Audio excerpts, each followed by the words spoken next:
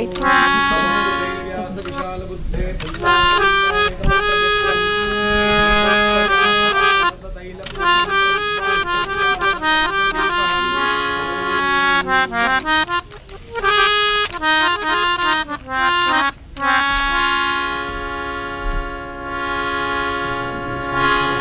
तभी नंबर 1 को चालू करना है।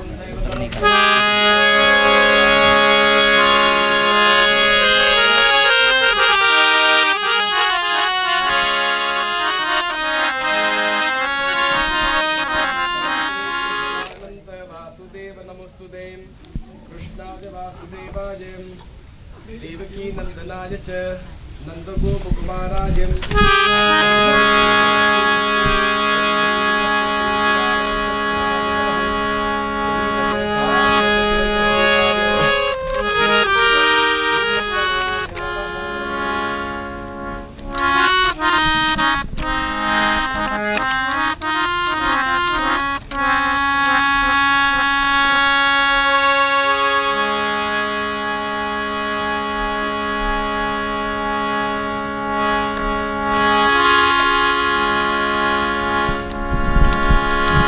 I would like to remind some friendly reminders for today's puja.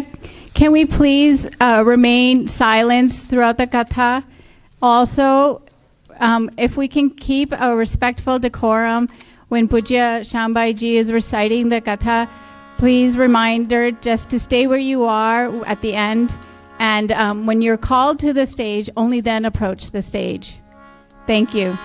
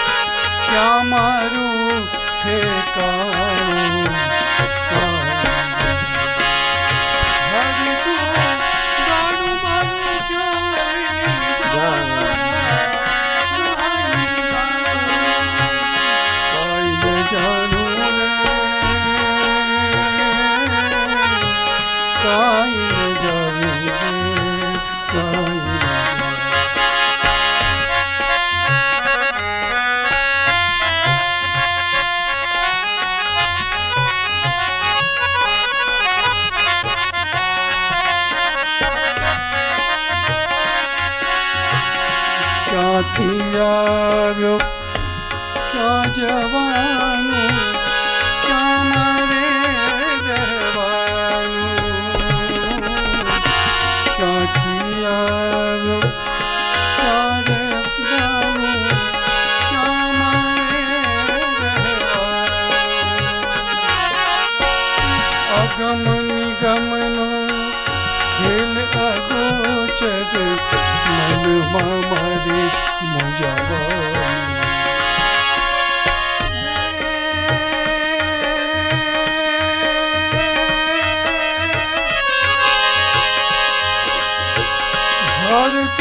ફરતું શરીર ધોયે હરતું ફરતું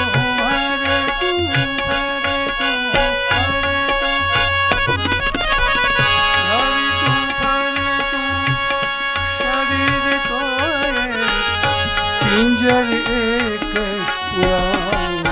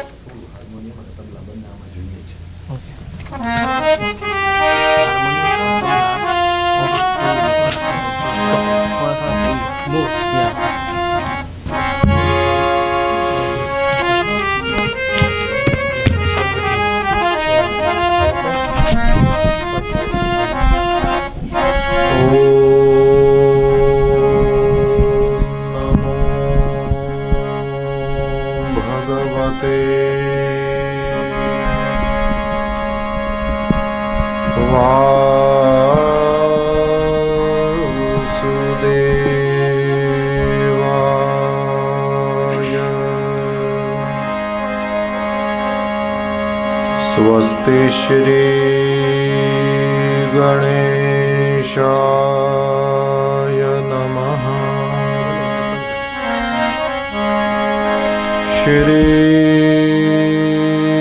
सरस्वत्यै नमः। श्री गुरुभ्यो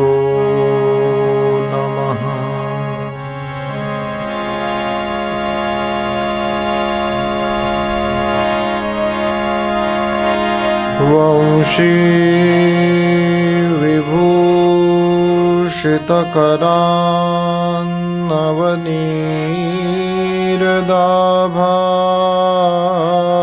विभूषितकरान्नवनीरदाभात्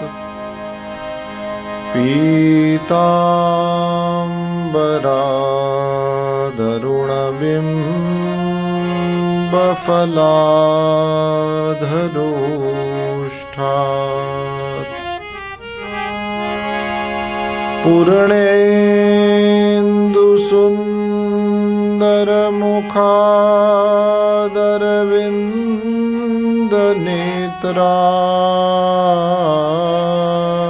पूर्णेन्दुसुन्दरमुखादरविन्दनेत्रात् कृष्णात् परं किमपि तत् त्वमहं न जाने कृष्ण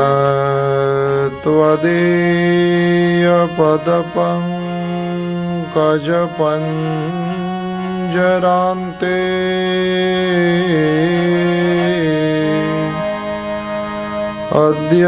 अद्यैव मे विशतु मानसराजहंसः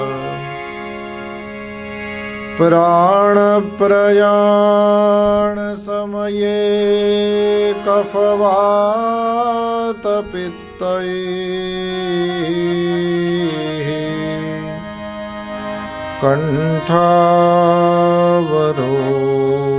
कण्ठावरोधनविधौ स्मरणं कुतस्ते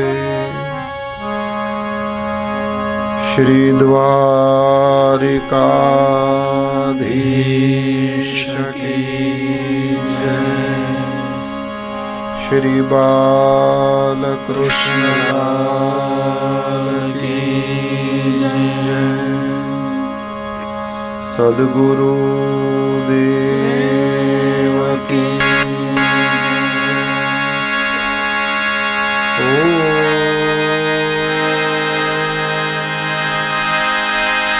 नमः पार्वती पतये हर हर महादेव हरे कृष्ण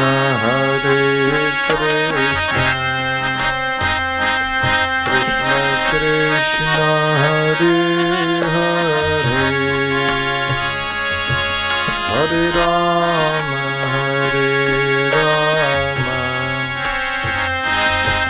राम राम हरे हरे हरे कृष्ण कृष्ण कृष्ण हरे हरे हरे राम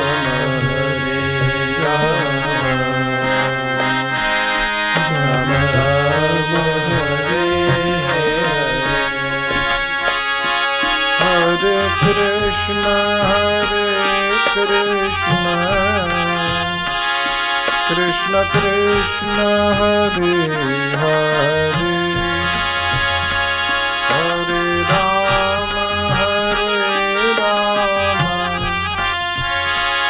राम राम हरे हरे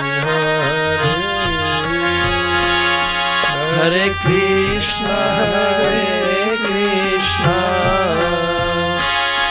कृष्ण कृष्ण हरे हरे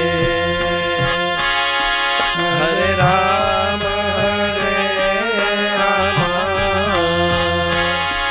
राम राम हरे हरे हरे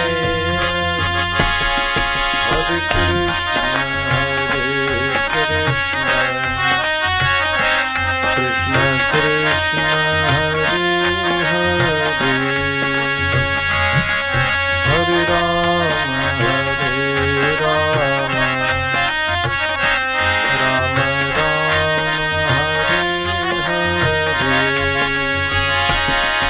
हरे हरे हरे कृष्ण कृष्ण कृष्ण हरे हरे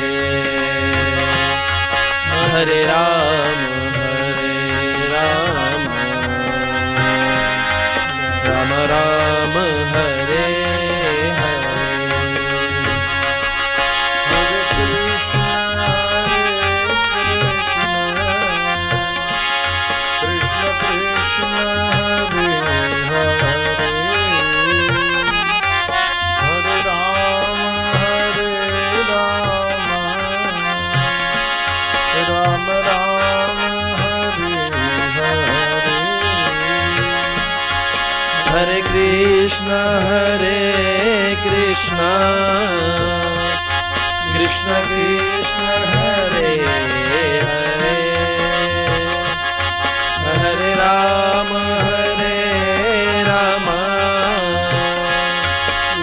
राम हरे हरे हरे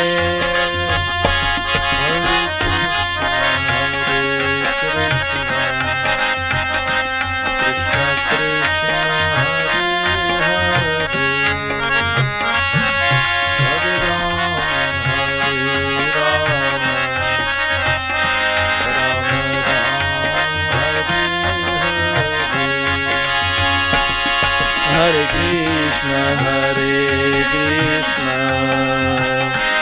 कृष्ण कृष्ण हरे हरे हरे राम राम राम हरे हरे हरे कृष्ण कृष्ण कृष्ण हरे हरे हरे राम राम हरे हरे हरे कृष्ण कृष्ण कृष्ण हरे हरे हरे राम राम राम हरे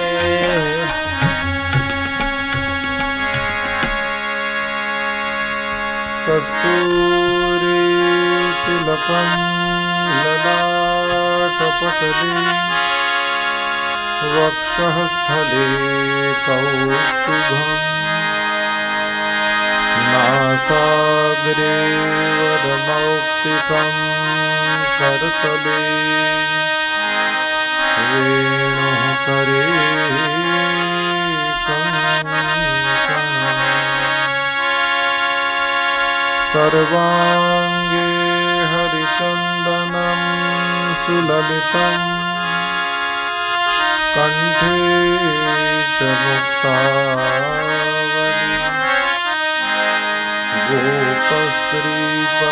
गोपस्त्रीपरिवेष्टितो विजयते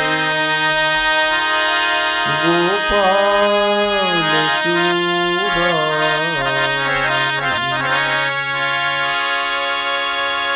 अस्ति स्वस्तरुणी कराग्रविगलत्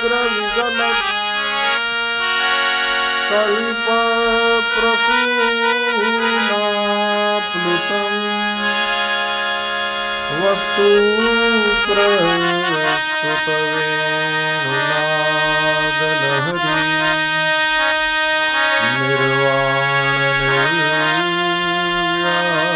निर्वाणनिर्व्याकुलम् स्रस्तनिबद्धनी विविलसद् गोपी सहस्रावृतम्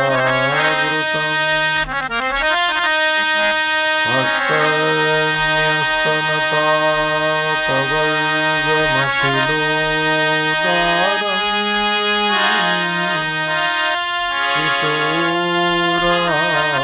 किशोराकृतिम् कृष्णं नारायणं वन्दे कृष्णं वन्दे व्रजप्रियम् कृष्णं द्वैपायनं वन्दे कृष्णं वन्दे वृथासुतम्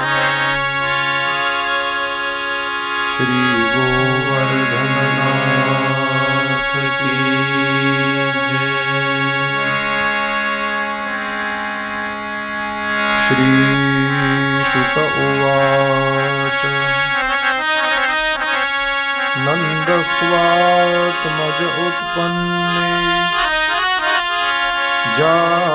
जाताह्लादो महामनाः आहूय विप्रान् वेदविद्यान् स्नातः शुचिरलङ्कृतः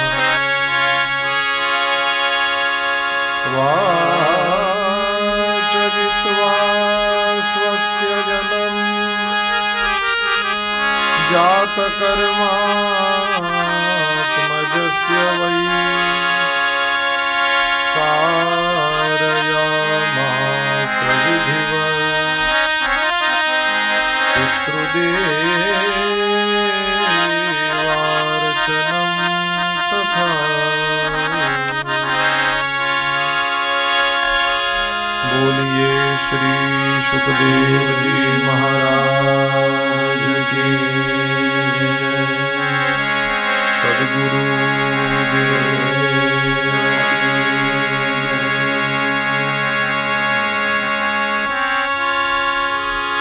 श्री हरिं परमानंदम उपदेष्टारमीश्वरम व्यापकं सर्वलोकानां कारणं तम नमाम्यहम्। I think more begging. भगवान श्री हरि के पावन चरण में कोटिशः प्रणाम। मंदिर में सुविराजित समस्त देव स्वरूपों को प्रणाम। सुपूजित स्थापन स्थित देवताओं को प्रणाम और भगवान की मंगलमयी कथा का इतने दिनों से मेरे साथ श्रवण कर रहे आप सभी को और विज्ञान के सदुपयोग के जरिए आगे भी जो श्रवण करेंगे उनको सबको प्रणाम। सबको जय श्री कृष्ण।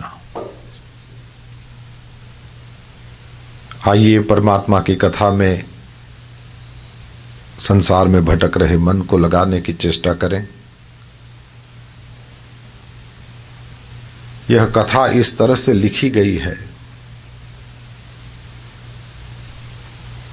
कि इसको सुनते ही हमारा मन जहां हम बैठे हैं वहां से हट करके जहां यह कथा चल रही है, जहां यह लीला हो रही है, वहां पहुंच जाता है और जिस देश काल में हम जी रहे हैं वहां से हटकर उस देश और काल में चला जाता है। श्रीमद् भागवत की इस मंगलमयी कथा में क्योंकि भगवान वेदव्यास को इस कथा को लिखते हुए ही परम संतोष की प्राप्ति हुई थी, श्री सुखदेव जी महाराज को इसको गाते प्रसन्नता होती है, संतोष होता है, आनंद की प्राप्ति होती है। बिल्कुल उसी तरह से जो भी इस कथा के साथ लगता है उसको वही प्राप्ति होती है। मात्रा में फर्क हो सकता है क्योंकि श्री सुखदेव जी महाराज जब कथा सुनाते हैं तो फिर उनके अपने लेवल से सुनाते हैं और जब हम लोग सुनते सुनाते हैं तो फिर अपने लेवल से सुनते सुनाते हैं। श्रीमद् भागवत में तो प्रथम स्कंद में ही अधिकार की चर्चा है और उस चर्चा में ऐसे कहते हैं कि जिसका जितना अधिक वैराग्य उसका श्रीमद् भागवत में उतना अधिक अधिकार। और हम जहां खड़े हैं वहां से शुरू करें तो वैराग्य तो अपने में तो है ही नहीं, और बिना वैराग्य के यदि अधिकार न मिलता हो तो फिर हम तो वो हीन अधिकार वालों से भी नीचे हो गए।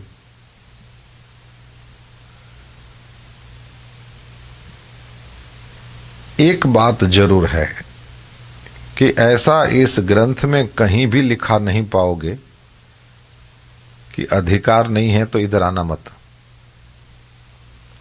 नॉर्मली हर वस्तु के लिए अधिकार चाहिए। पूजा करेंगे तो पहले वो ओम केशवाय नमः, ओम नारायणाय नमः, ओम माधवाय नमः 3 बार आचमन कराएंगे और अपवित्रः पवित्रो वा सर्वावस्थां गतोऽपि वा यह स्मरेत पुंडरीकाक्षं सबाह्याभ्यंतर शुचिः। अंदर बाहर से पवित्र होना, इससे होगा क्या? बोले जो अंदर बाहर से पवित्र होगा उसे पूजा का अधिकार प्राप्त होगा। राइट? उस अधिकार की प्राप्ति के लिए हमें कुछ न कुछ करना पड़ता है। दर्दी के रूप में तो आप हॉस्पिटल में चले जाओ तो वहां तो कोई अधिकार की बात नहीं है, लेकिन डॉक्टर के रूप में अंदर घुसना हो तो बहुत साल तक पढ़ना पड़ेगा और आपके पास वो डिग्री होना चाहिए। फार्मासिस्ट होने के लिए भी बहुत सारा वो समय और वो सब लगता है, तो फिर डॉक्टर होने के लिए तो उससे भी ज्यादा लगता है। ठीक है ना?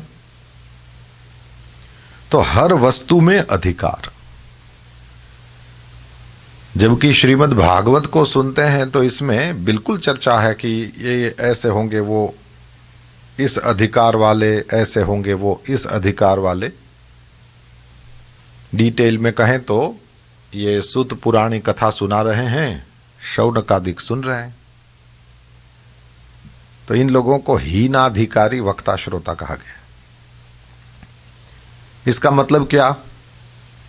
बोले ये लोग यज्ञ कर रहे थे और जब यज्ञ में से निवृत्त होते थे तो तब ये भगवान की कथा कहते सुनते थे। तो मुख्य कर्म यज्ञ और गौण कर्म भगवान की कथा। तो इस तरह से जहां पर भगवान की कथा मुख्य नहीं है, गौण है, ये सारे यज्ञ जो होते हैं वो हीनाधिकारी यज्ञ होते हैं। स्कूल बनवाना है, कॉलेज बनवाना है, हॉस्पिटल बनवाना है, आश्रम बढ़ाना है और दूसरे दूसरे हेतुओं से भगवान की कथा का आयोजन होता है। व्यास लोग सुनाते भी हैं। तो ऐसे में अधिकारहीन हो गया, क्योंकि यहां वैराग्य का तो प्रश्न नहीं, और भगवान की कथा जो है वो साधन है, उनको कथा से कुछ और चाहिए। राइट? उनको कथा ही मुख्य नहीं है, तो हीन अधिकार हो गया। दूसरा, भगवान वेदव्यास श्रोता हैं और श्री नारद जी वक्ता हैं। ये मध्यमाधिकारी वक्ता और श्रोता हैं। मध्यमाधिकार क्यों हुआ भाई? बोले जब व्यास जी को वेदों का विभाग करके और महाभारत की रचना करके और 18 पुराणों की रचना करके भी संतुष्टि नहीं हुई, तो वो अशांत और खिन्न बन करके बैठे थे। यस? और वहां पर श्री नारद जी का आना, और नारद जी उनको समझाते हैं कि आपके हृदय में जो असंतुष्टि है, तो भगवान की कथा लिखो और परमात्मा के गुणों को लिख करके आपको परम संतोष की प्राप्ति होगी। और व्यास जी ने लिखा भी और उनको परम संतोष हुआ भी। गोस्वामी तुलसीदास जी जब रामायण को पूरा करते हैं तो कम से कम इतना लिखते तो हैं, पायो परम विश्राम राम समान प्रभु नाही कहूं।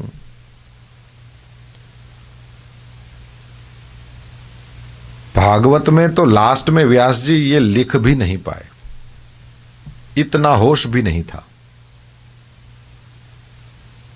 श्रीमद् भागवत में ऐसा एक उदाहरण भी मिलता है कि कुछ बोल नहीं पाए और केवल झुक जाएं। व्यास जी ने क्या किया? बोले श्रीमद् भागवत की जब कथा पूरी हुई, लिख करके इतना संतोष हुआ है कि तम नमामि हरिम परम, उस परम हरि को मैं प्रणाम करता हूं, इतना ही लिख पाए।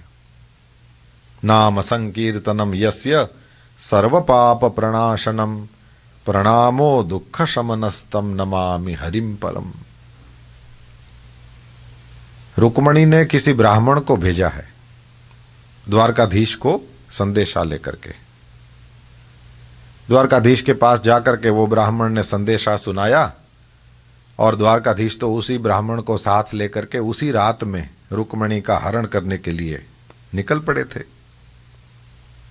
प्रातः काल होते ही रुक्मणी अपने घर में बैठ करके बड़ी चिंता कर रही थी कि भगवान तो नहीं आए, लेकिन वो संदेशा लेकर के गया हुआ ब्राह्मण भी वापस नहीं आया कि भगवान ने कम से कम ये कह दे कि ना बोला है, लेकिन कुछ तो संदेशा मिले। ये भगवान का तो इसमें दोष नहीं है, क्योंकि भगवान तो आ गए थे और वो ब्राह्मण भी आने वाले थे।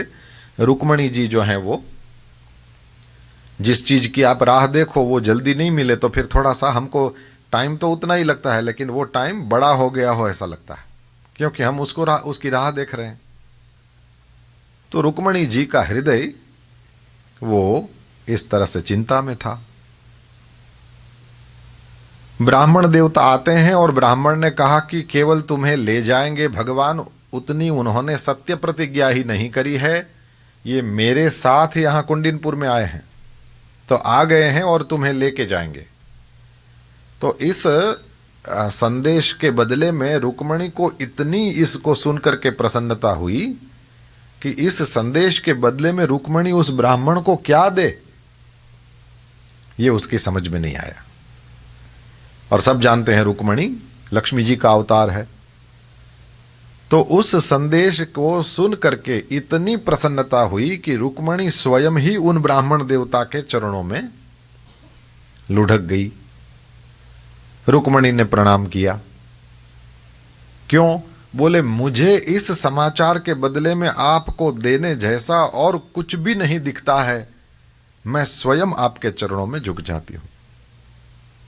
इस तरह से इसका अर्थ यह हुआ कि जब परम प्रसन्नता होती है तो प्रणाम किया जाता है, कुछ दिया, क्योंकि किसी इस समाचार के बदले में क्या दूं, मैं ही आपके चरणों में स्वयं ही, मेरा पूरा अस्तित्व ही आपके चरणों में झुकता है। इसी तरह से भगवान वेदव्यास जब भागवत जी को लिखते हैं तो अंत में स्वयं ही प्रणाम करते हैं प्रभु को, तम नमामि हरिम परम। इस प्रसन्नता के बदले में क्या दूं? शब्द भी विराम को प्राप्त हो गए। केवल व्यास जी भगवान के चरणों में जैसे रुक्मणी जी प्रणाम करती हैं, लुढ़क जाती हैं, वैसे व्यास जी भी झुक गए।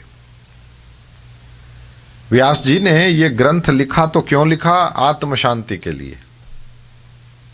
वे दुनिया को कुछ दिशा दिखाने के लिए आए हैं, इसलिए सबका मार्गदर्शन होए ऐसी वस्तु का वे प्रणयन करते हैं, ऐसी वस्तु की वे रचना करते हैं। तो भगवान वेद व्यास ने यह भागवत लिखी अपने आत्म शांति के लिए या विश्व को प्रकाश देने के लिए। और श्री नारद जी ने व्यास जी को भगवान की यह कथा सुनाया। क्यों? बोले ये व्यास जी के हृदय में शांति हो, उसका उपाय दिया। तो देख रहे हैं कि यहां पर भी भगवान की कथा मुख्य नहीं है, व्यास जी को संतोष होए ये वक्ता का उद्देश्य है, और मेरे हृदय में शांति होए या विश्व को प्रकाश की प्राप्ति होए, समाधान की प्राप्ति होए, यह व्यास जी का उद्देश्य है। इसका अर्थ यह हुआ कि यहां पर हीन अधिकार तो नहीं है, पर मध्यम अधिकार जरूर है। अब श्री सुखदेव जी महाराज और परीक्षित को देखिए, ये दोनों उत्तमाधिकारी वक्ता और श्रोता हैं। ये उत्तमाधिकारी क्यों हुए? बोले सुखदेव जी महाराज को राजा परीक्षित ने निमंत्रण तक नहीं दिया था। राजा को शाप हुआ है पता चलते ही श्री सुखदेव जी महाराज वहां पर यदृच्छा से, माने घूमते हुए ऐसे ही आ गए थे। ये कोई वो डेट दिया हो और इस तरह से निमंत्रण देकर के बुलाया हो, ये वाली बात नहीं है।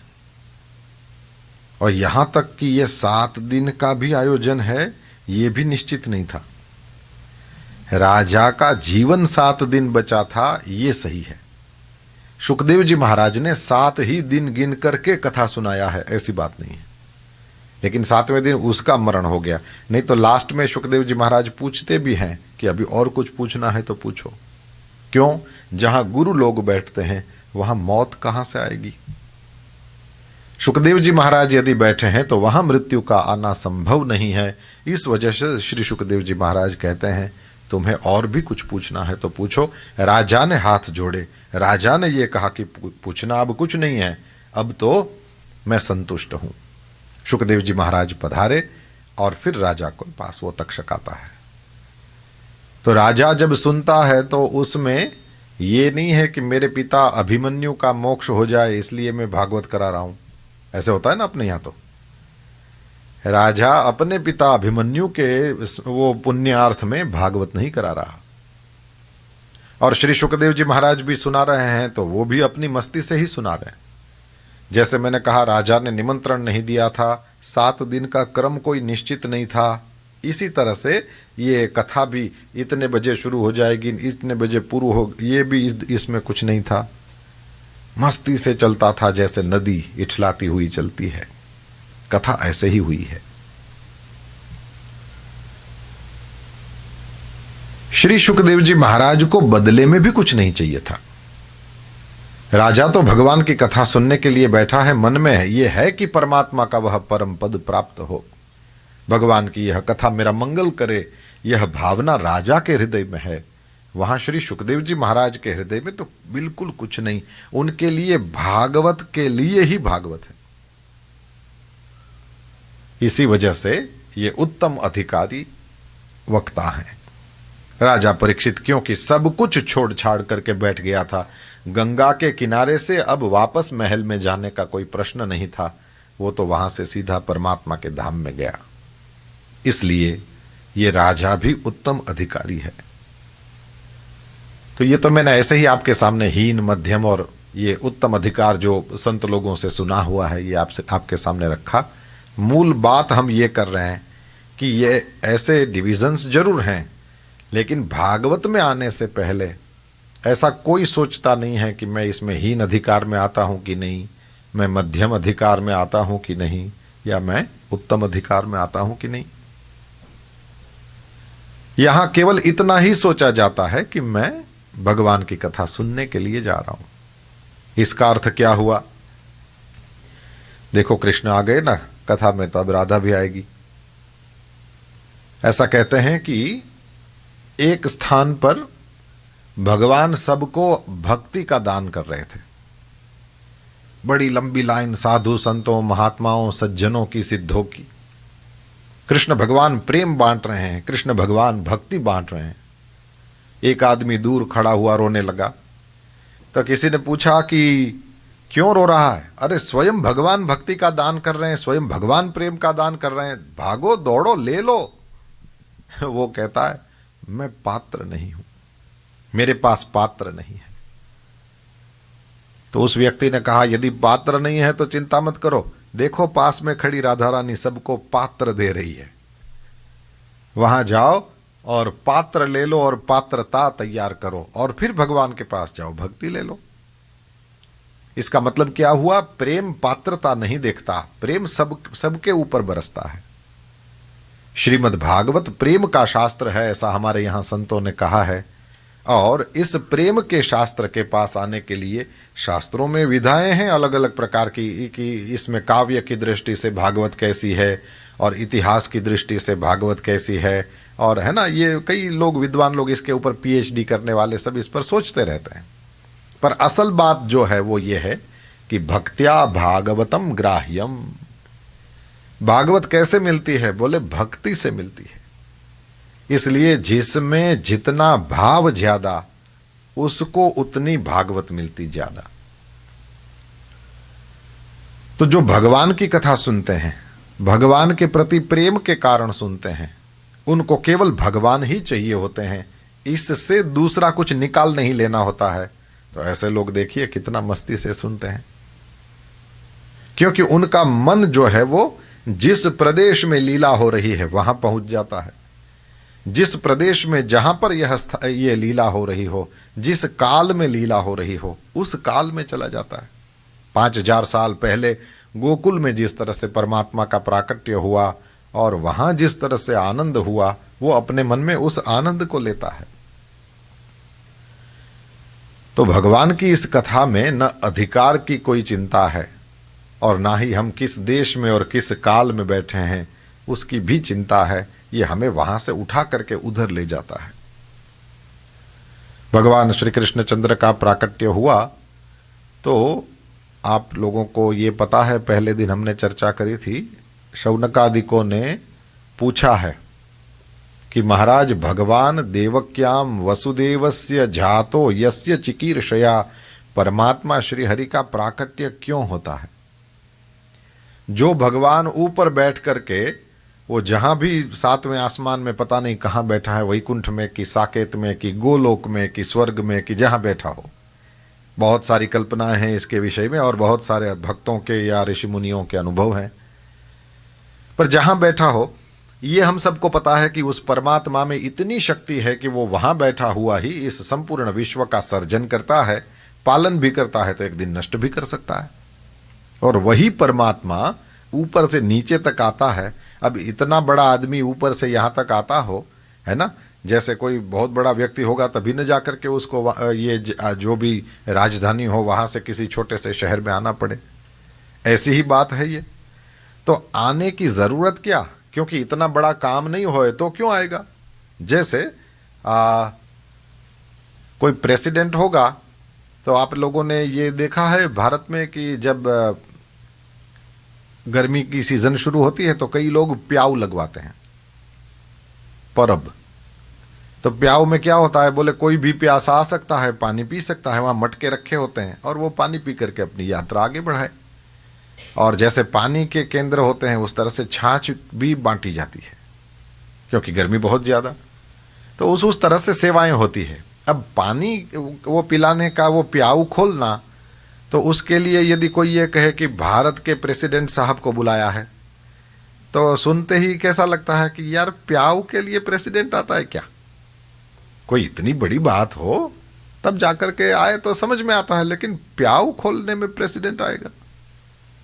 इसी तरह की छोटी सी बात है ये राक्षसों को मारना, कंस, शिशुपाल, कौरव, दुर्योधन आदि को मारना। ये परमात्मा का आना इसके लिए होए तो ये प्याऊ के लिए प्रेसिडेंट आया, ऐसी छोटी सी बात है। तो क्यों आया। इसलिए तो श्रीमद् भागवत के जो बेसिक क्वेश्चन हैं 6, जिसके आधार पर भागवत खड़ी है, उसमें परमात्मा के अवतार का हेतु क्या है ये पूछा गया है। कुछ हेतुओं की बात तो सबसे पहले तो गोस्वामी जी ने मना कर दिया। गोस्वामी तुलसीदास जी मना करते हैं कि परमात्मा अवतार लेकर क्यों आता है ये बताया नहीं जा सकता। हरि अवतार ये तुझे ही हो,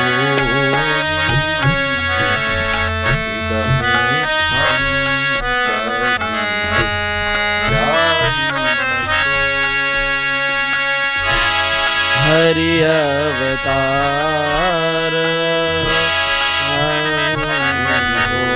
होई इदमित्थम् आई न कोई। हरि अवतार ये तुझे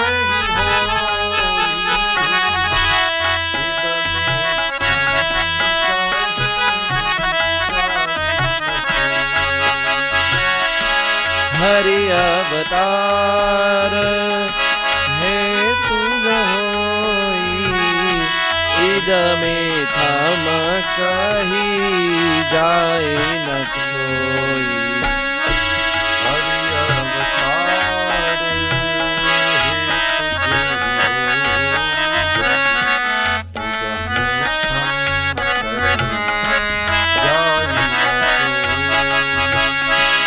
हरि अवतार हेतु होई इदमित्थम् कही जाई न सोई। इसी पे है।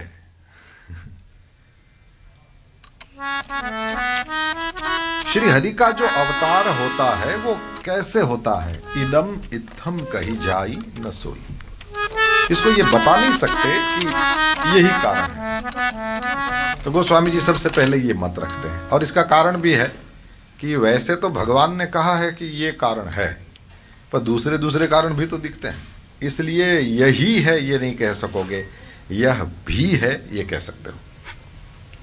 सबसे पहले यह भी में भगवान को ही पूछो क्या कारण है साहब। परित्राणाय साधूनां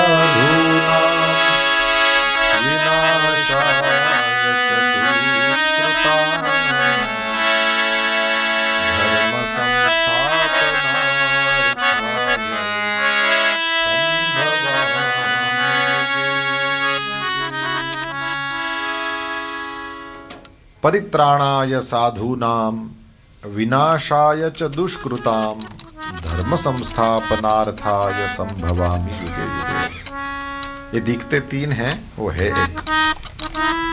परित्राणाय साधूनाम एक, विनाशाय च दुष्कृताम दो। साधुओं का परित्राण, दुष्टों का विनाश, धर्म संस्थापनार्थाय। असल में ये एक ही है। धर्म संस्थापना के लिए साधुओं का परित्राण, दुष्टों का विनाश करना ही पड़ेगा। तो मुख्य जो हेतु परमात्मा स्वयं भगवत गीता में बताते हैं वह है धर्म की संस्थापना। परमात्मा कोई भी अवतार लेता है, एक ही हेतु है, धर्म की संस्थापना।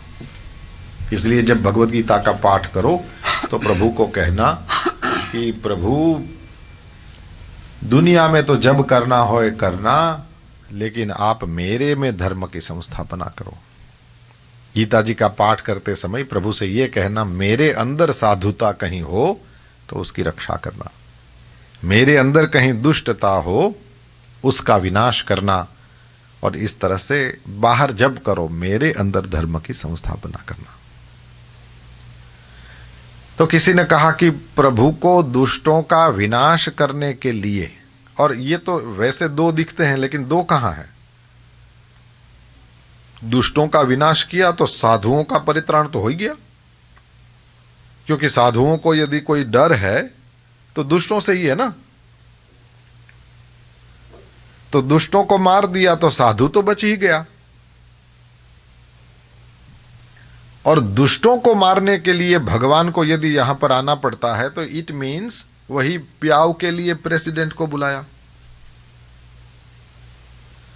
तो आते क्यों हैं? हाँ, ये ठीक है। ये सवाल ये हमको हुआ ऐसा नहीं, ये शौनकादिकों को भी हुआ था। भक्ति मार्ग वालों ने बहुत अच्छा जवाब दिया कि रावण को तो भगवान वहां साकेत में बैठे हुए भी मार दें, लेकिन शबरी के बेर खाने हों तो वो वैकुंठ में बैठ करके उबर ईट्स में नहीं मंगाया जा सकता। राइट? ये ऑर्डर नहीं किया जा सकता, उनको शबरी के पास जाना पड़े। तो दुष्टों का विनाश तो आते हैं तो कर देते हैं, पर असल बात यह है कि ये भक्तों की भक्ति का स्वीकार करने के लिए सुदामा का चिवड़ा खाना हो, विदुर का केला खाना हो या साग खाना हो, तो भगवान वहां वैकुंठ में बैठ करके वो ऑर्डर नहीं कर सकता। उसके लिए उनको विदुर के घर, है ना, सुदामा का स्वागत अपने घर करके और फिर चिवड़ा खाना, और विदुर का साग खाने के लिए उसके घर जाना, शबरी के बेर खाने के लिए उसके पास जाना पड़े। तो जिस किसी वजह से लेकिन परमात्मा श्री हरि तो पधारे। अच्छा, मथुरा में पधारे लेकिन वहां पर रहे नहीं। क्यों नहीं रहे साहब? और आपने देखा मथुरा में राजा कंस है तो कृष्ण रात में ही वहां से चले गए, और जिस दिन कृष्ण आए कंस गया, फिर वो टिका नहीं। ऐसा क्यों? तो हमारे यहां सिखाते हैं कि देखो कृष्ण कौन है। वसुदेव वसुतम देवम कंस चाणूरमर्दनम देवकी परमानंदम कृष्णम वंदे जगद्गुरु। भगवान श्री कृष्णचंद्र ये कौन है? बोले देवकी परमानंदम कृष्णम वंदे जगद्गुरु। देवकी जी को जो परम आनंद देते हैं वह कृष्ण है। हाँ, इसका मतलब कृष्ण है परम आनंद, या हम समझ सकें इसलिए परम आनंद से आनंद तक ले लो। और कंस कौन है? बोले ये तो अपने लिए अपनी बहन के लड़कों को भी मार देने वाला। इसका मतलब क्या हुआ? बोले ये कंस स्वार्थ है, नहीं तो बहन का लड़का, इसका मतलब तो ये भांजा हुआ। और महाभारत में तो ये स्पष्ट रूप से लिखा हुआ है कि बहन का बेटा, बेटी का बेटा है तो दौहित्र है, भांजा नहीं है। भांजा होगा बहन का बेटा। दुहिता उसका बेटा दौहित्र। तो बहन का बेटा भांजा, महाभारत में स्पष्ट रूप से लिखा हुआ है कि बहन का बेटा ये 100 ब्राह्मण के बराबर है, किसी भी कास्ट में हो आप। तो बहन के बेटे को इतना आदर, उसका इतना सम्मान, और उसको जो कुछ भी यदि आप कुछ भी देते हैं तो ये आपने 100 ब्राह्मणों को दिया है, ऐसा समझो। पहले मेरा ये सुना हुआ था, हमारे गुजरातियों में तो ये कहा भी जाता है कि ये 100 ब्राह्मण के समान। मेरे को लगता था ऐसे ही ये परंपरा से बोलते होंगे, लेकिन जिस दिन महाभारत में देखा, मानना भी पड़ेगा। और ये केवल मेरी आदत ही नहीं होनी चाहिए, या हम सब की आदत होनी चाहिए कि हम लोग किसी भी परंपरा को केवल सुन के ना स्वीकार करें, हमारे ग्रंथों में भी देखें। और देखोगे कि परंपराओं के पीछे कुछ न कुछ रहस्य होते हैं। कल ही हम लोग बात कर रहे थे, तो वो नाया को मैंने बताया ना कि व्हाई वी डू, इस तरह से चिन्मय मिशन वालों ने एक छोटी सी पुस्तिका निकाली है। तो उसमें व्हाई वी डू है, यानी दिया क्यों जलाते हैं, मूर्तियां क्यों हैं, मंदिर क्यों हैं, शास्त्र क्यों हैं, ये 16 संस्कार क्यों हैं, उसमें से बहुत सारी बात। और इस तरह से यदि हिंदी में पढ़ना चाहो तो क्यों नाम की एक बुक है, नाम ही है क्यों। क्यों बोले, इसमें सारे क्यों के जवाब हैं, हर क्यों का जवाब है। क्योंकि वाई ये यदि नहीं पूछेंगे, श्रद्धा बहुत अच्छी चीज है, लेकिन अंधश्रद्धा नहीं होना चाहिए। हर बात में प्रश्न जरूर पूछो, क्योंकि प्रश्न पूछने वाले ही कृष्ण तक जाते हैं। अर्जुन को देखो, बिना पूछे माना नहीं, और जब तक एकदम बात ठीक से दिल में बैठ नहीं गई, वाया दिमाग दिल में नहीं गई, तब तक वो ऐसा क्यों कह रहे हो, ऐसा क्यों कह रहे हो, ऐसा क्यों कह रहे हो। संन्यासम कर्मणाम कृष्ण पुनर्योगम च शंससि, यच्छ्रेय एतयोरेकम तदेकम वद निश्चित्य येन श्रेयो हम आपनुयाम। कभी तो सांख्य की बात करते हो, कभी योग की बात करते हो। श्लोक में मेरे ख्याल से कुछ मेरे को मिक्स हो रहा है, पर भाव यह है कि कभी सांख्य की बात करते हो, कभी योग की बात करते हो, तो तुम ही कंफ्यूज हो क्या। निश्चित करके एक बताओ ना, ये न श्रेयो हम आपनुयाम, जिससे मेरा कल्याण होए। अर्जुन के जब तक बात समझ में नहीं आया, वो पूछता ही रहा, और पूछते ही रहना चाहिए।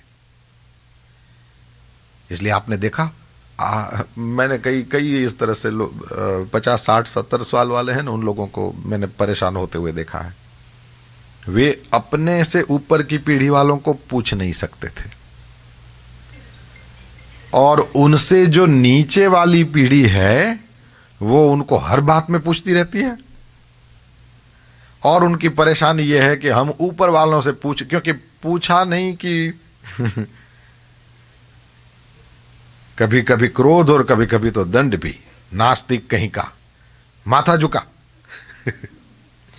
तो पूछ नहीं पाते थे, और पूछ नहीं पाते थे, और नास्तिक वाला अवार्ड तो कभी भी मिल सकता था। इस वजह से वो ऊपर पूछ नहीं पाए, और नीचे वाले पूछते ही रहते हैं, ये क्यों करना, वो क्यों करना, ये क्यों करना, वो क्यों करना।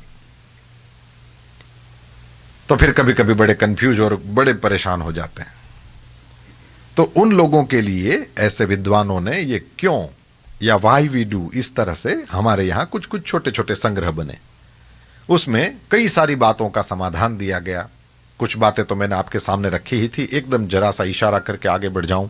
जब भी सवाल होए वेद से पूछा जाए, वहां तक यदि हमारी गति नहीं है तो पुराणों को देखा जाए। जैसे मैंने कहा 100 ब्राह्मण, ये महाभारत में लिखा है, और फिर रामायण से, महाभारत से, उन कथाओं से कुछ सीखा जाए। और उसके बाद में फिर समझ में नहीं आए तो अपने आसपास वाले जो बड़े बूढ़े हैं उन लोगों को पूछा जाए, आपके जो पंडित जी हैं उनको पूछा जाए। अब तो दुनिया एकदम छोटी सी होने लगी और ग्लोबल विलेज बोलने लगे ना, और अपने यहां तो उससे भी आगे वसुधैव कुटुंबकम बोलते हैं, माने एक परिवार। एक विलेज में भी बहुत सारे परिवार होते हैं, पर एक ही परिवार माना जाए तो फिर तो हम जब भी शंका होए इस तरह से प्रश्नों के उत्तर दिए जाएं, देने ही चाहिए। जिनको भी पता हो जवाब दे। तो इस तरह से ये एक भांजा, ये तो 100 ब्राह्मण के बराबर है।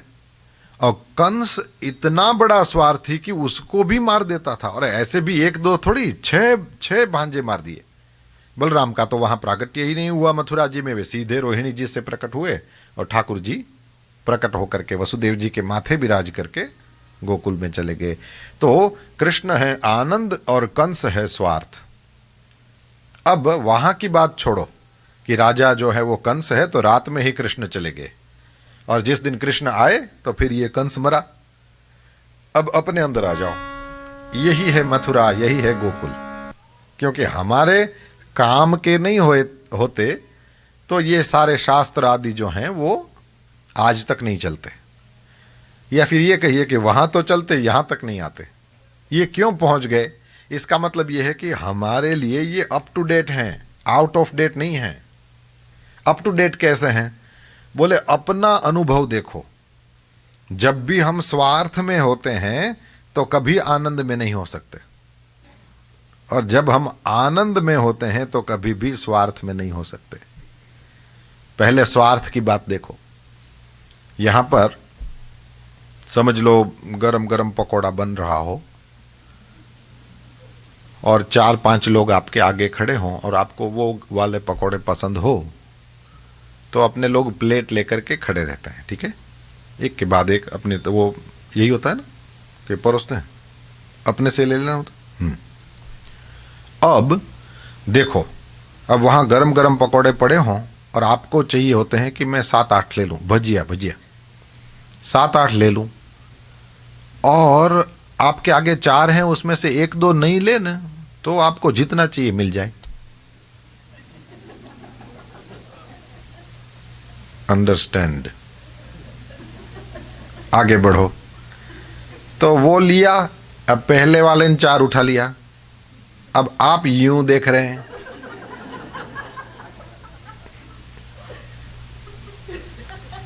तो आपने देखा कि 4 तो गया, अब दूसरा क्या करेगा देखते हैं।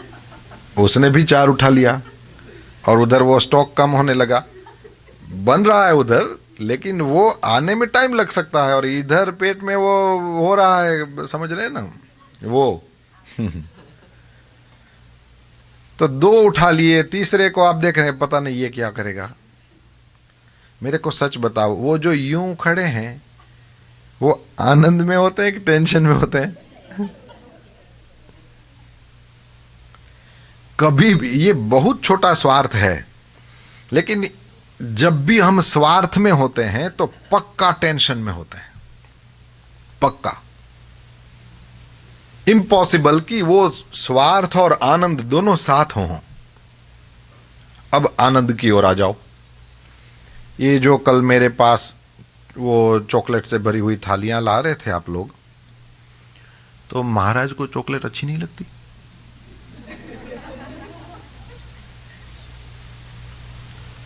किसको अच्छी नहीं लगती? और ये मैं यूं करके यूं कर दूं तो ये दिल पे पत्थर बैठा के कर रहा था क्या? मैं भी, मेरे को भी अच्छा लगे, 4 इधर भी रखना चाहिए। कोई रखता था कि बधाई है महाराज, आप भी 4 चॉकलेट खाओ? एक किसी ने नहीं रखा, मैंने देखा। और कुछ कुछ तो ऐसे थे दूर से ही चले गए कि इसके ऊपर हाथ रख दो बस। मैंने कहा देखने तो दो कौन सी चॉकलेट है। ठीक है, केवल मुस्कुराने के लिए। मैं चॉकलेट खाता नहीं, ये इसलिए बोल दूं, नहीं तो आप कल इधर यहां थैलियां आना शुरू हो जाएंगे। तो एक आदमी नहीं खा सकता, घणું ध्यान रखिए, બધું बोलવું पड़े। तो चॉकलेट अच्छी लगती होगी ना महाराज को भी? हेलो। तो वो क्या कर रहा था? जब भी आप आनंद में होंगे तो स्वार्थी हो ही नहीं सकते। ये भी बहुत छोटे आनंद की बात है ना? जितना जितना आनंद होएगा, और आप देखना यदि तुमने कुछ दिया नहीं तो तुम आनंद में हो ही नहीं। अच्छा, अब जिसकी जैसी मनोवृत्ति होती है वैसे सोचता है। दिया से क्या समझते हो? तुम्हारे ऊपर डिपेंड करता है। एक गूंगा आदमी हो, उस गूंगे आदमी को आप पेड़ा खिला दो, मथुरा वाला। अब उसको पूछो कैसा लगा, अब है ही गूंगा, क्या करेगा? तो बोले वो आपके सामने मुस्कुरा देगा, है ना, चेहरे से बता देगा बहुत अच्छा है। चीज समझना साहब, ये आनंद में होगा तो कम से कम स्माइल देगा, लेकिन देगा जरूर। हम प्रसन्न होते हैं, भगवान को हम पुष्प चढ़ाते हैं, ये प्रसन्नता हो तब किया जाता है, ये विधि नहीं है।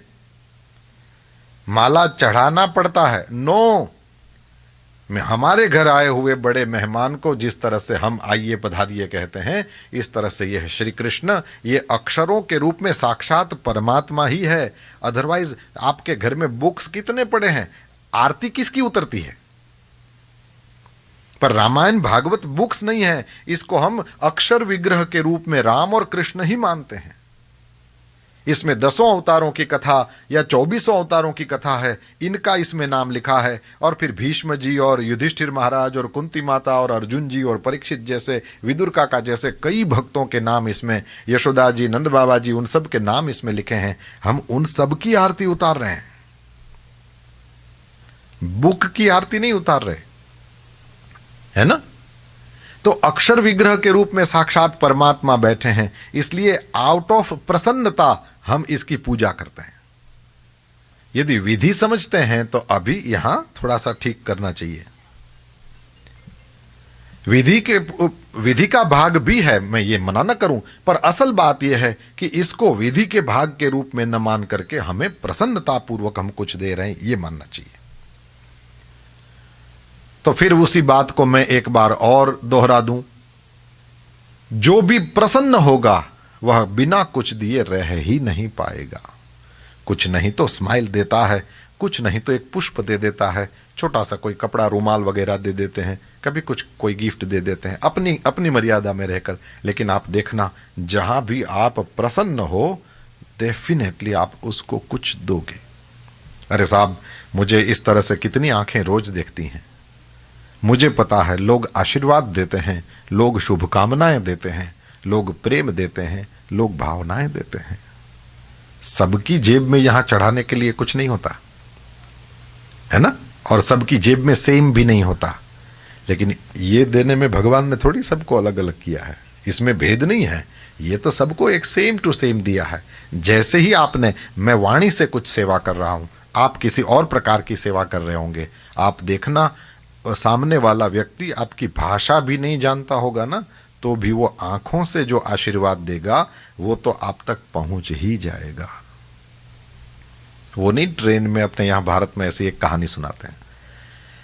ट्रेन में एक अंधा जा रहा था, अपने यहां वो देखा होगा जो सूरदास होते हैं, तो ट्रेन में वो गीत गाते चलते हैं और उनके पास एक छोटी सी लाठी हो, हाथ यूं रहेगा और गाना गा रहे हैं, तो लोग समझ जाएंगे कि ये इनको कुछ देना है। अब वो तो बढ़िया सा गाना सुना रहे थे, और कभी वो कभी लाभ लेने जैसी चीज है, कभी कभी सुना हो तभी समझ में आएगा। मुझे एक बार का एकदम याद है, पर वो उसको यहाँ कहने वाली कोई बात नहीं, पर यस, ये बहुत अच्छा सुन, उनके भगवान ने बड़ा गला सुंदर दिया होता है। एनीवे, अब एक बार इस तरह से एक सूरदास जी इस तरह से गाना गा रहे थे, और ऊपर के बर्थ पे बैठा हुआ व्यक्ति, उसने चाहा कि मैं इनको 1 रुपया दूं, अब पहुंच नहीं पाए, इसलिए उसने क्या किया कि नीचे एक आदमी खड़ा था, भीड़ बहुत थी, नीचे एक आदमी खड़ा था, तो उसके हाथ में 1 रुपया थमा दिया, कहा कि सूरदास जी को दे दो। अपने ये तो होता ही है। तो सूरदास जी को देने के लिए इस आदमी को दिया, और जैसे ही 1 रुपया उस व्यक्ति ने हाथ में रखा, सूरदास ने गाना बंद करके कहा, भगवान तेरा भला करे।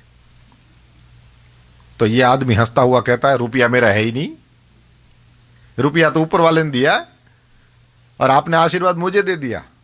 सूरदास जी का जवाब बहुत अच्छा था, मैं अंधा हूं, मेरा आशीर्वाद अंधा नहीं है, वो जिसने दिया है वहां तक पहुंच जाएगा।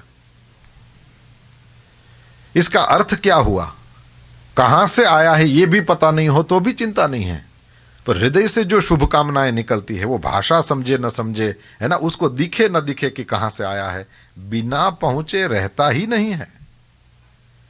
बद दुआएं लगती हैं तो दुआएं क्यों नहीं लगे? इनके आंखें होने की जरूरत नहीं होती है, ये सोर्स तक पहुंच ही जाती हैं। मैं आपके सामने ये कहने चला था, जब प्रसन्नता होएगी तो तुम बिना कुछ दिए रह ही नहीं सकते। ये टॉफियां उछालना, और कई लोगों को ऐसा लगता है ना गिर जाती है, ये तो इसके ऊपर लोगों के पैर आते हैं, ये वो, ज्यादा मत सोचा करो।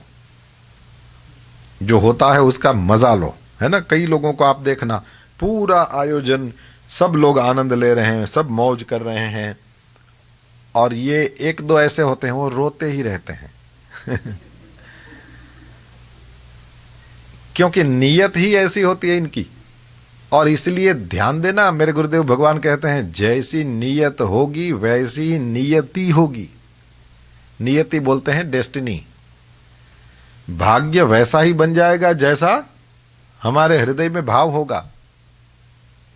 तो कुछ भी होए, उनका एक ही काम रोते रहना। आज राम राज्याभिषेक के लिए सजी हुई अयोध्या को देख करके मंथरा को क्या हो रहा था, राइट? और मंथरा तब तो फीमेल बॉडी में थी, अब ऐसा जरूरी नहीं है। तो नहीं जिसको पसंद आता हो वो तो किसी भी बॉडी में हो सकता है, और रोते ही रहते हैं, ये ठीक नहीं, वो ठीक नहीं, ये ऐसे नहीं करना चाहिए था, ऐसे करना चाहिए। अच्छा, खुद क्या करते हैं? बोले कुछ भी नहीं कोई काम नहीं करना, और एक ही काम, और सबको प्रेरणा देते हैं। आप क्या करते हैं? बोले मैं इंस्पायर करता हूं। इंस्पिरेशन अपने घर में दे, है ना। आज ही हम किसी से बात कर रहे थे, मैंने कहा वो कभी कभी ऐसा होता है ना, लोग वो घर में फ्रस्ट्रेशन बहुत ज्यादा जमा हो जाए फिर बाहर जाके निकालते हैं तो कभी कभी ऐसा हो जाता है। ये आनंद में थोड़ी है, ये तो टेंशन में है, और इसका स्वभाव बन गया है टेंशन में रहने का। मथुरा में देखो कंस टेंशन के अलावा कुछ नहीं है, और गोकुल में देखो कितने बड़े बड़े और कितनी संख्या में असुर आए, लेकिन नंद बाबा, जशोदा जी, ग्वाले, गोपियां रोज शोक सभा मिला करके बैठते थे क्या? नहीं, जितने भी क्षण मिलते थे उसमें वे आनंद में रहते थे। कोई किसी को ज्यादा अपने नीचे रखने का, दबाने का कोई प्रयत्न ही नहीं करता था। सब लोग आनंद में रहते थे। असुर तो रोज आते थे, अरे प्रभु जीवन क्या है? बोले दुख, जब वो बच्चे खेलते हैं, आपने देखा होगा, उसमें किसी को कहीं जाना आना हो तो वो कहता है टाइम प्लीज, है ना, और वो टाइम प्लीज करके निकल जाता है। वो खेल में है लेकिन उसने पोज लिया हुआ है। इस तरह से दुख ही जीवन है। उसमें जब दुख पोज ले लेता है तो सुख का आभास होता है, वही है सुख, बाकी कुछ नहीं है। और ये सबके साथ लगा हुआ है, किसी एक दो के साथ लगा हो तो ठीक है। कितने बड़े बड़े राक्षस, ये पूतना से, अभी अपनी कथा सुनना शुरू करेंगे, पूतना से लेकर के कितने राक्षस, और केवल इस छोटे बच्चे को मारने के लिए ही आते थे। देखा, किसी एक ने बलराम को हाथ नहीं लगाया, बलराम ने मारा। बलराम को मारने कौन आता था? देवकी का 8वां नहीं बचना चाहिए। तो आए दिन वहां पर राक्षस आते रहते थे, लेकिन गोकुल वाले सिर पे हाथ रख के रोते हुए नहीं बैठे रहते थे। वहां जब देखो गीत संगीत नाचना, वहां जब देखो बांसुरी बजाना, जब देखो गायों के आसपास वो कूदते रहते थे बच्चे। शायद हमें ये सिखा रहे हैं कि आसपास की समस्याएं तो हमेशा ही आएंगी ही आएंगी। कोई जगह मिले तो अपने दिल की वो सारी भड़ास निकालो भी, और जो प्रेम करते हैं वो आपको सुनेंगे भी। पर फिर प्रेम के देवता की बात, फिर प्रेम की बात, फिर नाचने गाने की बात, फिर जीवन में संगीत की बात, फिर पुष्पों की सुगंध की बात। जैसे भगवान महादेव का यह महीना है, तो हम भगवान महादेव को पूजा करते हुए, जैसे मैंने मंत्र समझाया था, सुगंधिम पुष्टिवर्धनम। यह देवता कैसा है? बोले यह देवता सुगंधित है। उस परमात्मा का जो भजन करेगा उसमें भी वैसे ही गुण आएंगे। तो आप आनंद में होगे तब टेंशन में हो ही नहीं सकते, और जब आप टेंशन में हो तो फिर आनंद में नहीं हो सकते। क्योंकि राज मथुरा पे कंस का है, स्वार्थ का है, इसलिए वहां आनंद नहीं रहा। फिर रात थी, अंधेरी रात थी, बरसात वाली रात थी और पिताजी छोड़ने के लिए गए। अब मेरे को एक बात बताओ, वो फोटो वोटो देखना अच्छा लगता है, मेरे को बताओ ये वसुदेव जी यूं उठा के, ये कल भी वो ठाकुर जी को इसी तरह उठा के लाए।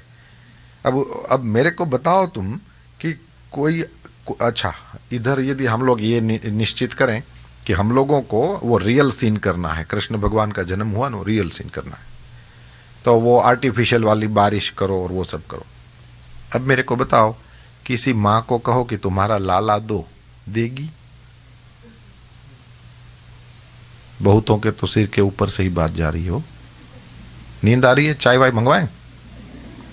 हैं? कोई नहीं, ब्रेक करें 15 मिनट, इसमें क्या है। रियल सीन कृष्ण जन्म का करना हो, जिसमें वसुदेव जी सिर के ऊपर टोपले में कृष्ण को लेकर के जा रहे हैं, और वो सांप वाप तो नहीं होए, लेकिन बारिश तो हो सकती है, तो ये किया जाए। कोई मां अपना बेटा देगी? तो सामान्य छगन मगन भी कोई मां नहीं देगी, तो कृष्ण भगवान को वर्षा की सीजन में, और ये वसुदेव जी को पता था कि पीछे वो आ रहा है, और वो आ रहा है पता होए तो वसुदेव जी ठहरेंगे उधर? शेषनाग पीछे वो छत्र करके आ रहे थे, वसुदेव जी को पता था। तो बच्चे को यूं उठा के ले जाना कितनी हद तक ठीक है? सामान्य छगन मगन को भी ऐसे नहीं उठाना चाहिए, तो ये साक्षात परब्रह्म परमात्मा को ऐसे नहीं। मुस्कुरा रहा है, खुद ने ऐसे ही किया था। अभी घर जाके तेरी क्लास लगेगी, इसे वो देख रही है। राइट? अब देखो साहब, मैं ये कह रहा हूं कि ये विपरीत लगता है, लेकिन कृष्ण रुके नहीं। शायद ये हमें ये सिखा रहे हैं कि स्वार्थ का राज्य होगा तो रात में ही चला जाऊंगा। पैदा हुआ लेकिन टिकेगा नहीं। अब पैदा तो वहीं अंदर मथुरा में ही होगा, क्योंकि प्रकट होता है वसुदेव देवकी से। वसुदेव हैं शुद्ध मन, देवकी है देवमयी बुद्धि। जब आप किसी को बैठने के लिए जगह देते हैं कि मैं तो पिछली वाली रो में बैठ जाऊंगा, आप यहां बैठो, या जब भोजन वहां पर परोसा जा रहा हो तो आपने अपना प्लेट बना लिया हो, अब आप किसी बुजुर्ग को देखो तो उस समय आप ये कहो कि मैं तो दूसरी थाली बना लूंगा, आप ले लीजिए, ये आप खाइए, और कुछ चाहिए तो बोलना, मैं अपनी दूसरी प्लेट बना लूंगा। आपने ये जो जरा सा सेवा का काम किया ना, तो ये बुद्धि में देवता बैठा। असुर बैठा होगा तो क्या होगा? बोले देखा कि कोई बुजुर्ग जा रहे हैं कुर्सी की ओर, तो जल्दी जाकर के कुर्सी ले लिया। ये राक्षस है। ये हमारे एक्सपीरियंस के देवता और राक्षसों की बात कर रहा हूं। यहां पर वो थाली आप अपने घर से नहीं लाए, ये जो खाना बना है वो हम अपने घर से बना के नहीं लाए, केवल उस पात्र से थाली में हमने रखा और वही दिया है। अपना कुछ नहीं है इसमें, फिर भी देखो देने का मजा है। कुर्सी थोड़ी हम अपने घर से लाए हैं, लेकिन किसी को यह कहे कि आप बैठिए यहां पर, इसका आनंद है। ये देवमयी बुद्धि है और इसमें आनंद होता है। शुद्ध मन होगा, बुद्धि में जब देवता उतरेगा तो कृष्ण प्रकट होगा। पर यदि मथुरा का राजा कंस है तो कृष्ण टिकेगा नहीं। कहां जाएगा? बोले गोकुल में। वहां क्यों? बोले यहां कंस स्वार्थ राजा है और वहां पर नंद राजा है। नंद कौन है? बोले जिसके देखते ही या जिसके आते ही आनंद आनंद हो जाए उसी को कहते हैं नंद। नंदराय जी का क्या काम? बोले वो पूरे गोकुल को अपने बच्चों की तरह ही संभालते हैं। जशोदा जी का क्या काम? बोले हमेशा दूसरों को यश देने का काम करते हैं। जब नंद महोत्सव हुआ उस समय जशोदा जी ने अपने लाला को लेकर के एक एक बुजुर्ग जो लाला से बड़े हैं उन सब को प्रणाम करवाया है। इन्होंने बहुत व्रत किए हैं कि नंद यशोदा के घर पलना बंद है, इसलिए तुम आए हो लाला, इनको प्रणाम करो। इन ब्राह्मण देवता ने बहुत अनुष्ठान किए थे, इसलिए तुम्हारा जन्म हुआ है लाला, इनको प्रणाम करो। इस तरह से जशोदा जी सबको यश देती हैं। यशोदा काम स्वयं करे और अंत में यह कह दे कि आप सब आए इसलिए यह प्रसंग अच्छा लगा। ये यश देने का काम जो करता है या जो करती है उसी को कहते हैं यशोदा। नहीं तो आपने देखा होगा काम करने की बात आए तो दिखेगा नहीं, और जब वो माइक में नाम बोला जाए कि फलां कहाँ है तो yes yes I am here. Front row में मिलते हैं जिस दिन वो शाल वाला ओढ़ाना हो, और काम करने की बात आए तो फोन भी नहीं उठाए, क्योंकि फोन देख कई कई तो इतने होशियार होते हैं, फोन देख के समझ जाते हैं कि इसका फोन नो।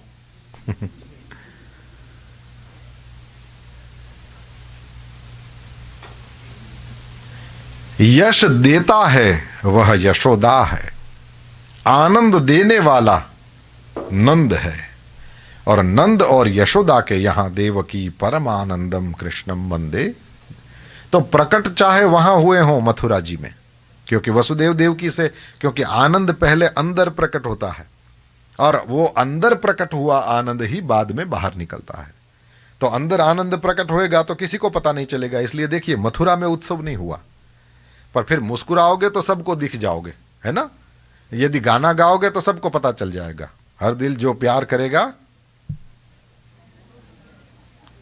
गाना गाएगा। तुमने गाना गाया तो पता चल जाएगा कि ये इसने कुछ देख लिया है। तो इस तरह से तुम जैसे ही आनंद में रहना शुरू करोगे तो फिर स्वाभाविक रूप से यह जो प्रेम प्रकट हुआ है ना, आनंद प्रकट हुआ, नृत्य करने जो भी नाचेगा तुरंत पता चल जाएगा कि ये आनंद में है।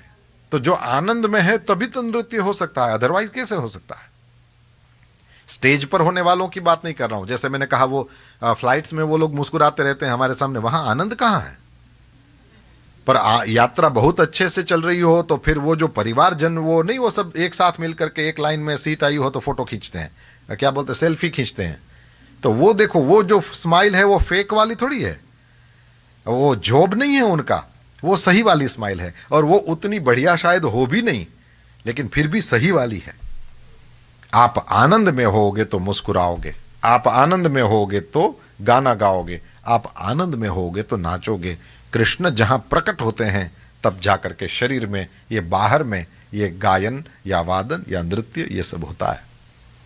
गोकुल बाहर वाली इंद्रियां, ये बाहर वाला शरीर है, ये अंतःकरण है मथुरा, इसलिए वहां कृष्ण प्रकट होए। अनुभव होता है वसुदेव देवकी को, लेकिन वो जो उत्सव हुआ वो गोकुल में हुआ। तो जब गोकुल में परमात्मा पधारते हैं तो फिर उत्सव होता है। बधाइयां गाई गई। नंद बाबा ने तो जैसे ही लाला प्रकट हुआ है तो ब्राह्मणों को बुलाया है और झात कर्म संस्कार कराया, पितरों का पूजन कराया, देवताओं का पूजन कराया है और खूब दान दिया है। गोपियां आई हैं और गोपियों ने सुंदर गीत गाए और परमात्मा श्री हरि की बधाइयां गाई है। आइए हम लोग भी बधाई के द्वारा भगवान श्री हरि का जन्म महोत्सव मना लें और फिर आगे वाली यात्रा करेंगे।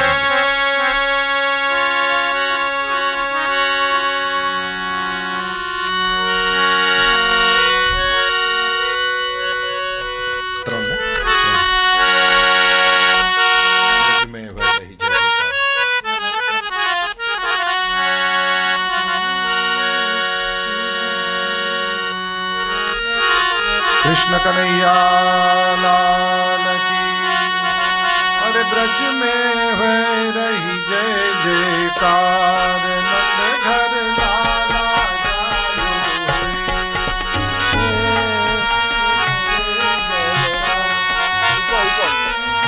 लाला जायो।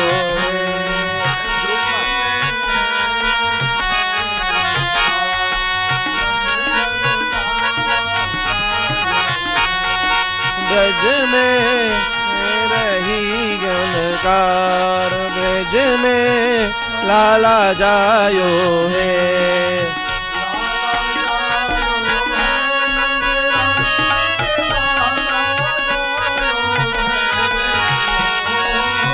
लाला जायो है,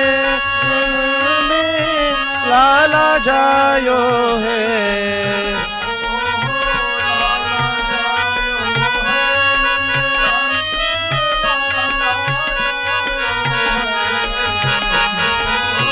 लाला जायो है, नंद रानी जी के लाला जायो है।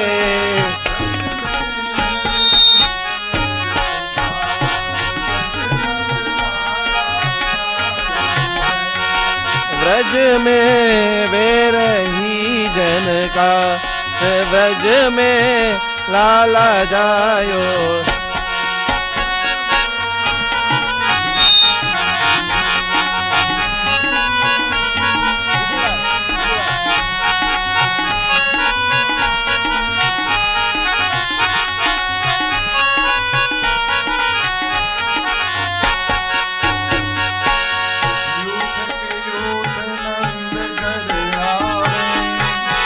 के नंद घर आवे,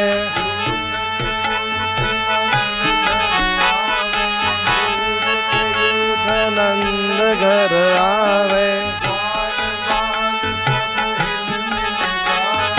बाल बाल सब हिल मिल गावे, बाल बाल सब हिल मिल गावे।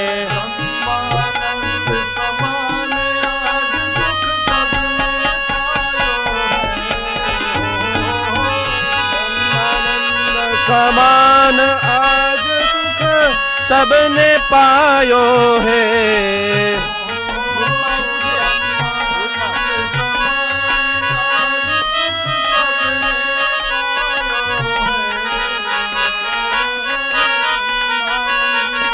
समान आज सुख सबने पायो है।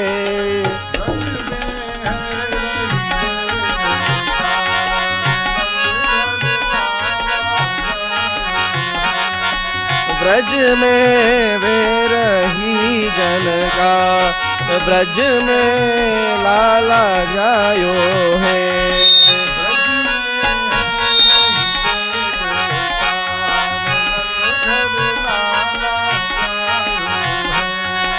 ब्रज में वे रही जन का, नंद घेर लाला जायो है।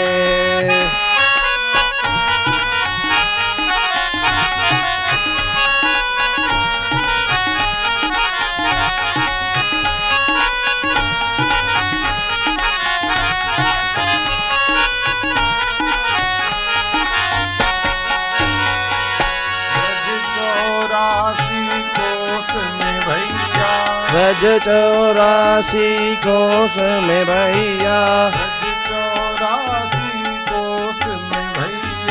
ब्रज 84 कोस में भैया, सब ही कहे धन्य यशोदा मैया, सब ही कहे धन्य यशोदा मैया।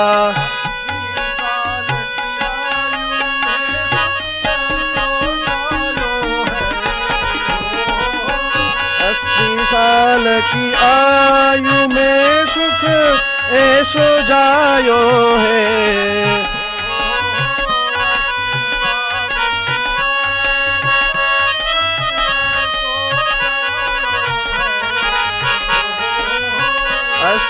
साल की आयु में सुख ऐसो जायो है।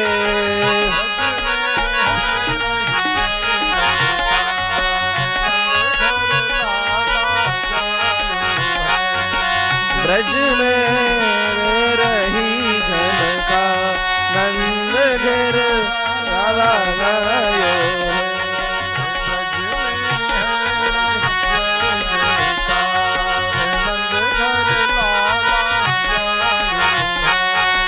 ब्रज में रही झलका, नंद घेर लाला गायो है।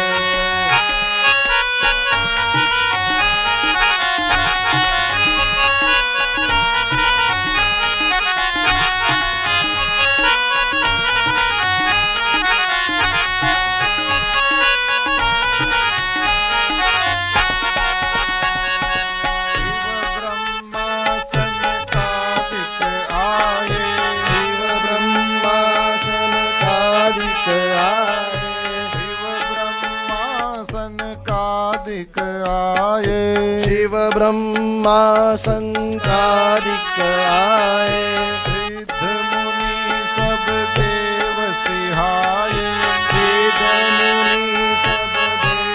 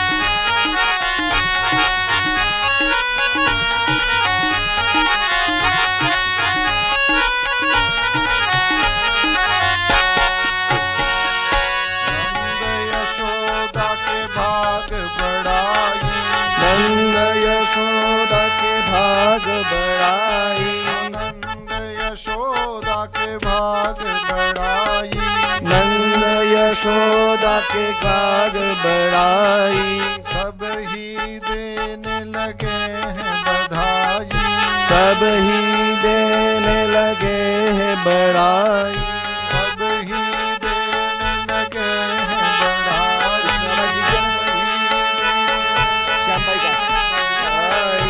ऐसो अद्भुत सुख और नहीं कोई जानो है।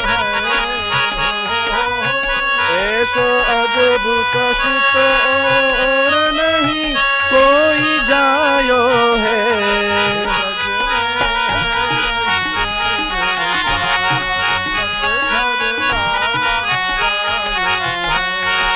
ब्रज में वे रही जय जयकार, नंद घेर लाला जायो है।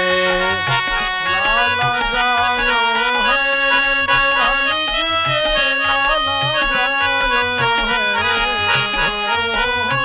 लाला जायो है, नंद रानी जी के लाला जायो है।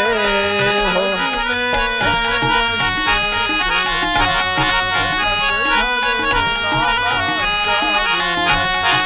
ब्रज में वे रही जय जयकार, नंद घेर लाला जायो है।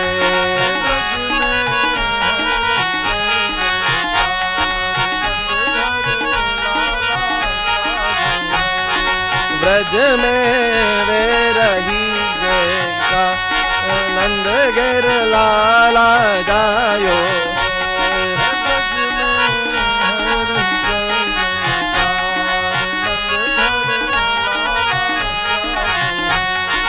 ब्रज में वे रही नंद घेर लाला।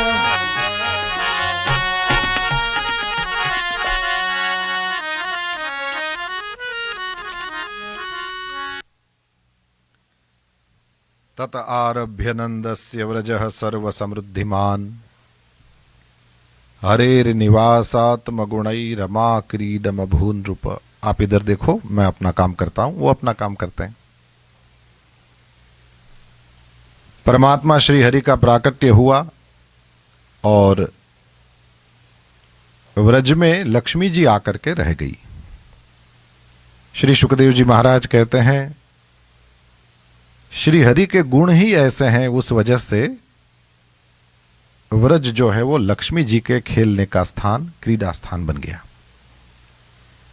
अब तो गोपान गोकुल रक्षायाम निरूप्य मथुराम गतः,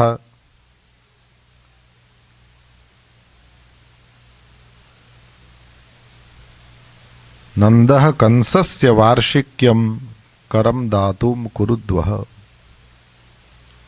नंदराय जी ग्वालों को गोकुल की रक्षा में रख करके मथुरा जी गए। मथुरा जी में कंस को उसका वार्षिक कर दिया और फिर वसुदेव जी से मिलते हैं। वसुदेव जी ने उनको कहा कि बहुत दिन तक यहां आप मत ठहरिए और आपको तो जाना चाहिए गोकुल। नंदराय जी मन में विचार करते हुए कि वसुदेव जी ने जो कहा है वो सही है, इसलिए हम लोग वापस तो गोकुल चलें, लेकिन मन ही मन हरिम जगाम शरणम उत्पातागम शंकितः, भगवान श्री हरि का स्मरण करते हुए श्री नंदराय जी पधारे हैं गोकुल की ओर। अब नंदराय जी गोकुल के रास्ते में, और यहां पर व्रज में क्या हुआ कहते हैं, कमसेन प्रहिता घोरा पूतना बालघातिनी शिशुश्चचार निघ्नन्ति पुरग्राम व्रजादिषु। कंस के द्वारा भेजी हुई एक पूतना नाम की राक्षसी, वो जो राक्षसी है वह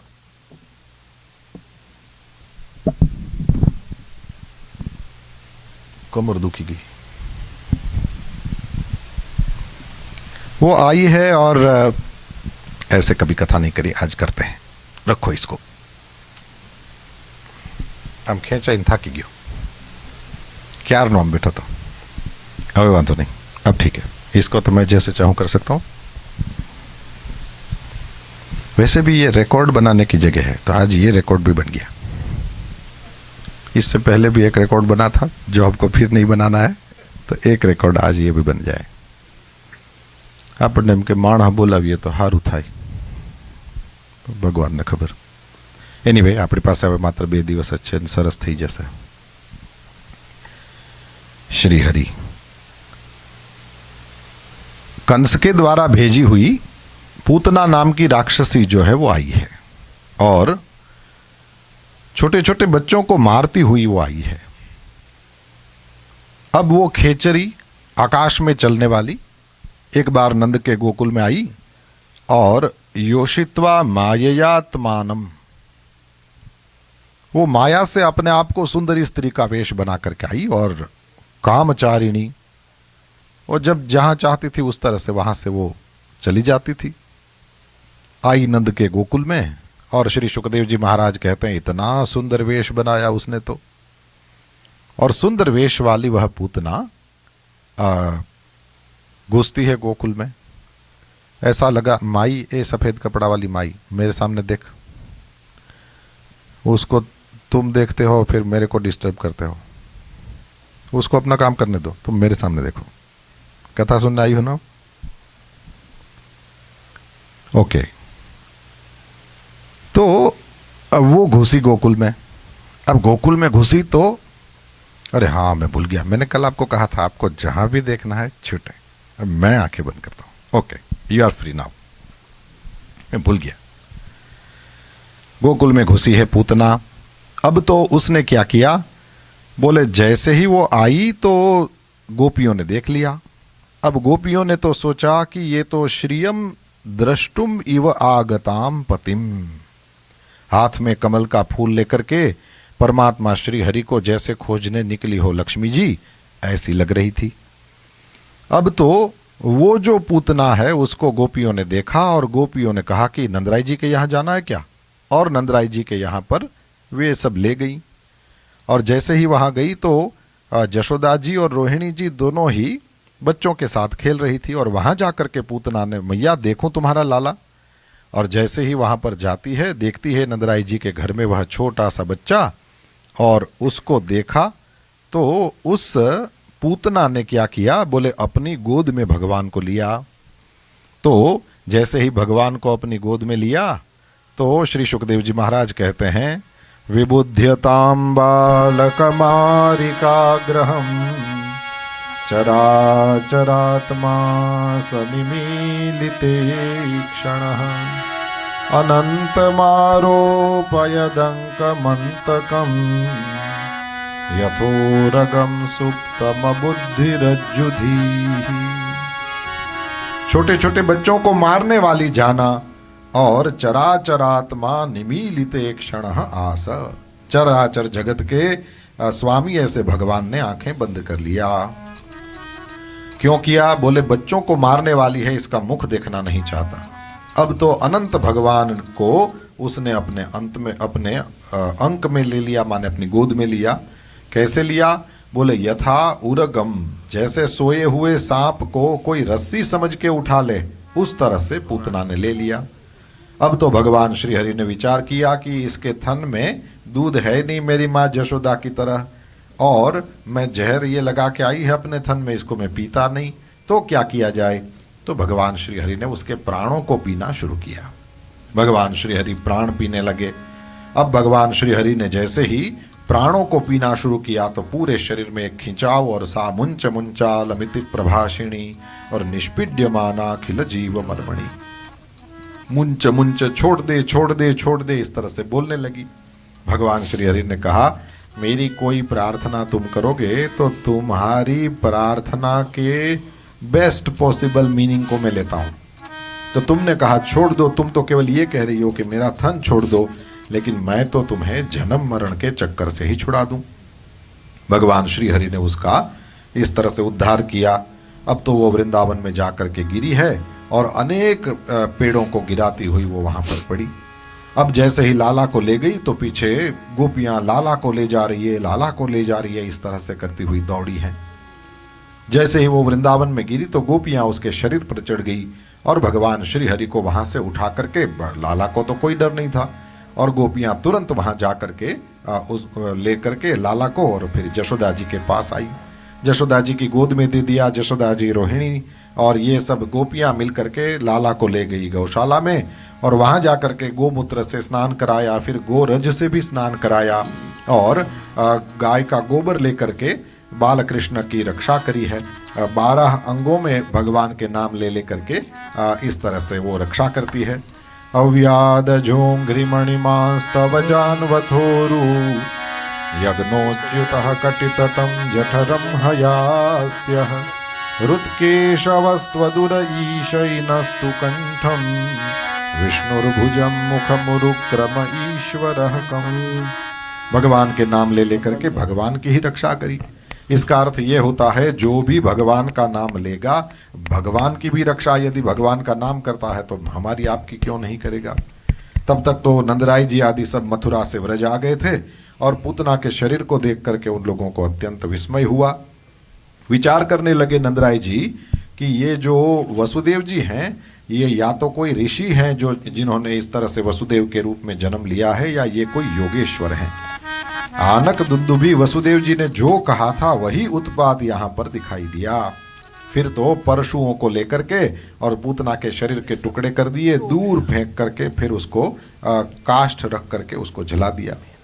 श्री सुखदेव जी महाराज कहते हैं, राजा, जलते हुए पूतना के शरीर से किसी ने अगुरु का धूप जला दिया हो ऐसी सुगंध आने लगी थी।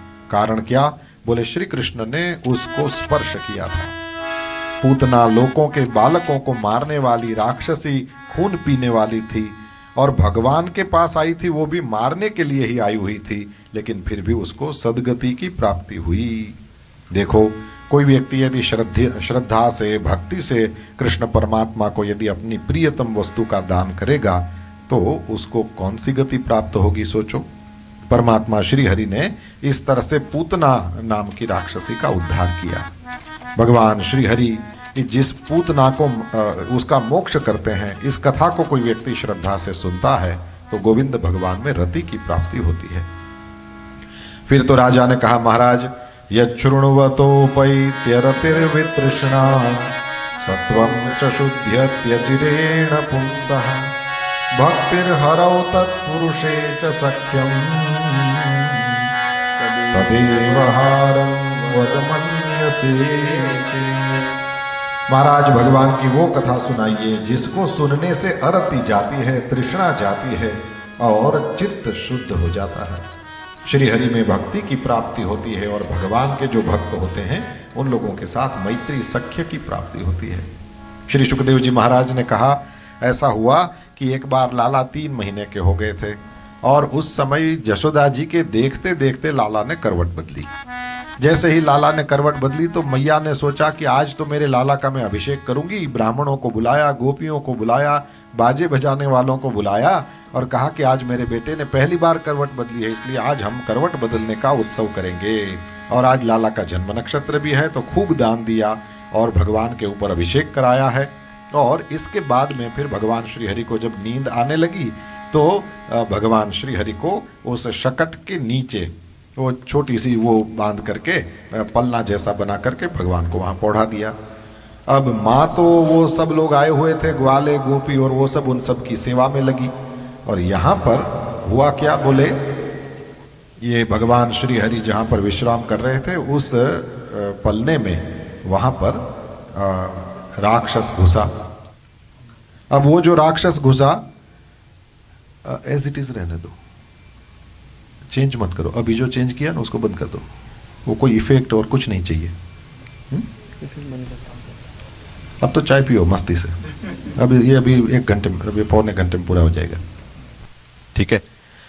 तो भगवान श्री हरि जिसमें थे उसमें वो शकटासुर घुसा, भगवान श्री हरि ने उसका उद्धार किया। फिर तृणावर्त नाम का राक्षस आया, उसका भी उद्धार किया, और जशोदा जी को भगवान श्री हरि ने अपने छोटे से मुख में विश्वरूप का दर्शन कराया। इसके बाद में गर्गाचार्य जी महाराज पधारते हैं और लाला का नाम वासुदेव ऐसा रखते हैं, और उससे पहले दाऊ दादा का नाम संकर्षण ऐसा रखते हैं। अब तो भगवान श्री हरि, श्री सुखदेव जी महाराज कहते हैं कि घुटरुवन चलने लगे। तो चार पैर से चलते हुए इस तरह से चलने लगे। तो अब बोलना भी सीख रहे हैं और भगवान श्री हरि चलना भी सीख रहे हैं। तो वो बोलते समय वो मैया बाबा ये सब बोले, और उधर जब चलना सीख रहे हैं परमात्मा श्री हरि, तो कभी तो गौशाला में घुस जाएं, और कभी तो मैया ने जहाँ पर ये चूल्हा जलाया है वहाँ पर घुस जाएं, कभी तो बंदरों को बुला करके फल खिलाएं, कभी तो नंद बाबा की तलवार उठा ले, और कभी तो आंगन में छोटी सी वो कमल तलावड़ी थी उसमें तलाई थी, उसमें वहाँ जा कर के अंदर जैसे हाथ डाल करके मछलियों को पकड़ने की चेष्टा करें, कभी पक्षियों को फल खिलावें। इस तरह से छोटी छोटी लीलाएं प्रभु करने लगे, और हर जगह जा कर के मैया जो है वो लाला को और दाऊ दादा को दोनों को बचा करके लाएं। हर जगह से कुछ न कुछ डर बना ही रहता है मैया का। तो घर का काम कम करती हैं, लेकिन कृष्ण और बलराम का ध्यान जशोदा जी रोहिणी जी ज़्यादा रखती हैं। और जब जब भी कोई लीला करें तो फिर घर के कामकाज रह जाएं साइड में, और ये सारी गोपियां और रोहिणी जी और जशोदा जी और ये सब आनंद करें। सुखदेव जी महाराज कहते हैं, राजा थोड़ा समय और व्यतीत हुआ, अब तो खड़े होकर के चलने लगे, और भगवान श्री हरि ने अपने समान व्रज बालकों को मिला लिया, और व्रज स्त्रीणाम चिक्रीडे जनयन मुदम। बलराम जी और कृष्ण परमात्मा ये सबको आनंद देने लगे। क्या करते थे? बोले कुमारावस्था आ गई तो स्वाभाविक रूप से फिर चलना फिरना शुरू हो गया, और अब तो ऊधम मचाने लगे। तो श्री सुखदेव जी महाराज कहते हैं, कौन सा ऊधम? तो कहते हैं, वत्सान मुंचन क्वचिद समये क्रोश संजात हासः। भगवान श्री हरि और दाऊ जी और फिर दूसरे सब ग्वाल बाल मिलकर के सवेरे सवेरे, अभी तो जशोदा जी का केवल पूजन वगैरह सब हुआ है, और भोर में आकर के गोपियां मिलकर के, ये जशोदा तुम्हारा लाला जो है वो असमय में ही ये बछड़ों को खोल देता है, और या फिर कभी जा करके कहने लगी कि हमारे बच्चों को वो रुला करके भाग जाता है। किसी ने कहा कि अलग अलग प्रकार से हमारे घर में आता है और माखन चुरा के भाग जाता है। किसी गोपी ने कहा माखन खाए तो क्या तकलीफ है, लेकिन वो बंदरों को खिलाता है। किसी ने कहा उसमें भी तकलीफ नहीं है, लेकिन हमारे मटके ही फोड़ देता है। आदि आदि रोज रोज रोज रोज कृष्ण के बारे में अलग अलग शिकायतें आने लगी। इसमें स्पष्ट लिखा है श्रीमद् भागवत जी में कि गोपियां तो खूब फरियाद करती थी, खूब जाके उलाहना देती थी, लेकिन मैया ने एक बार भी नहीं सोचा कि मैं अपने लाला को डांटूं भी। क्यों? बोले छोटे बच्चे हैं, ये तो इस तरह से उधम करते ही रहते हैं, जैसे ही बड़े हो जाएंगे ठीक हो जाएंगे। भगवान श्री हरि रोज चोरियां करें। असल हकीकत यह है कि चोरी करते थे, ये इस बात की प्रसिद्धि हो गई है। असल हकीकत यह है कि जब गोपियां मक्खन बनाती थी तो उसी समय वो माखन उतारते हुए ही, बनाते हुए ही गोपियां मन में विचार करती थी कि आज बहुत अच्छा माखन उतरा है।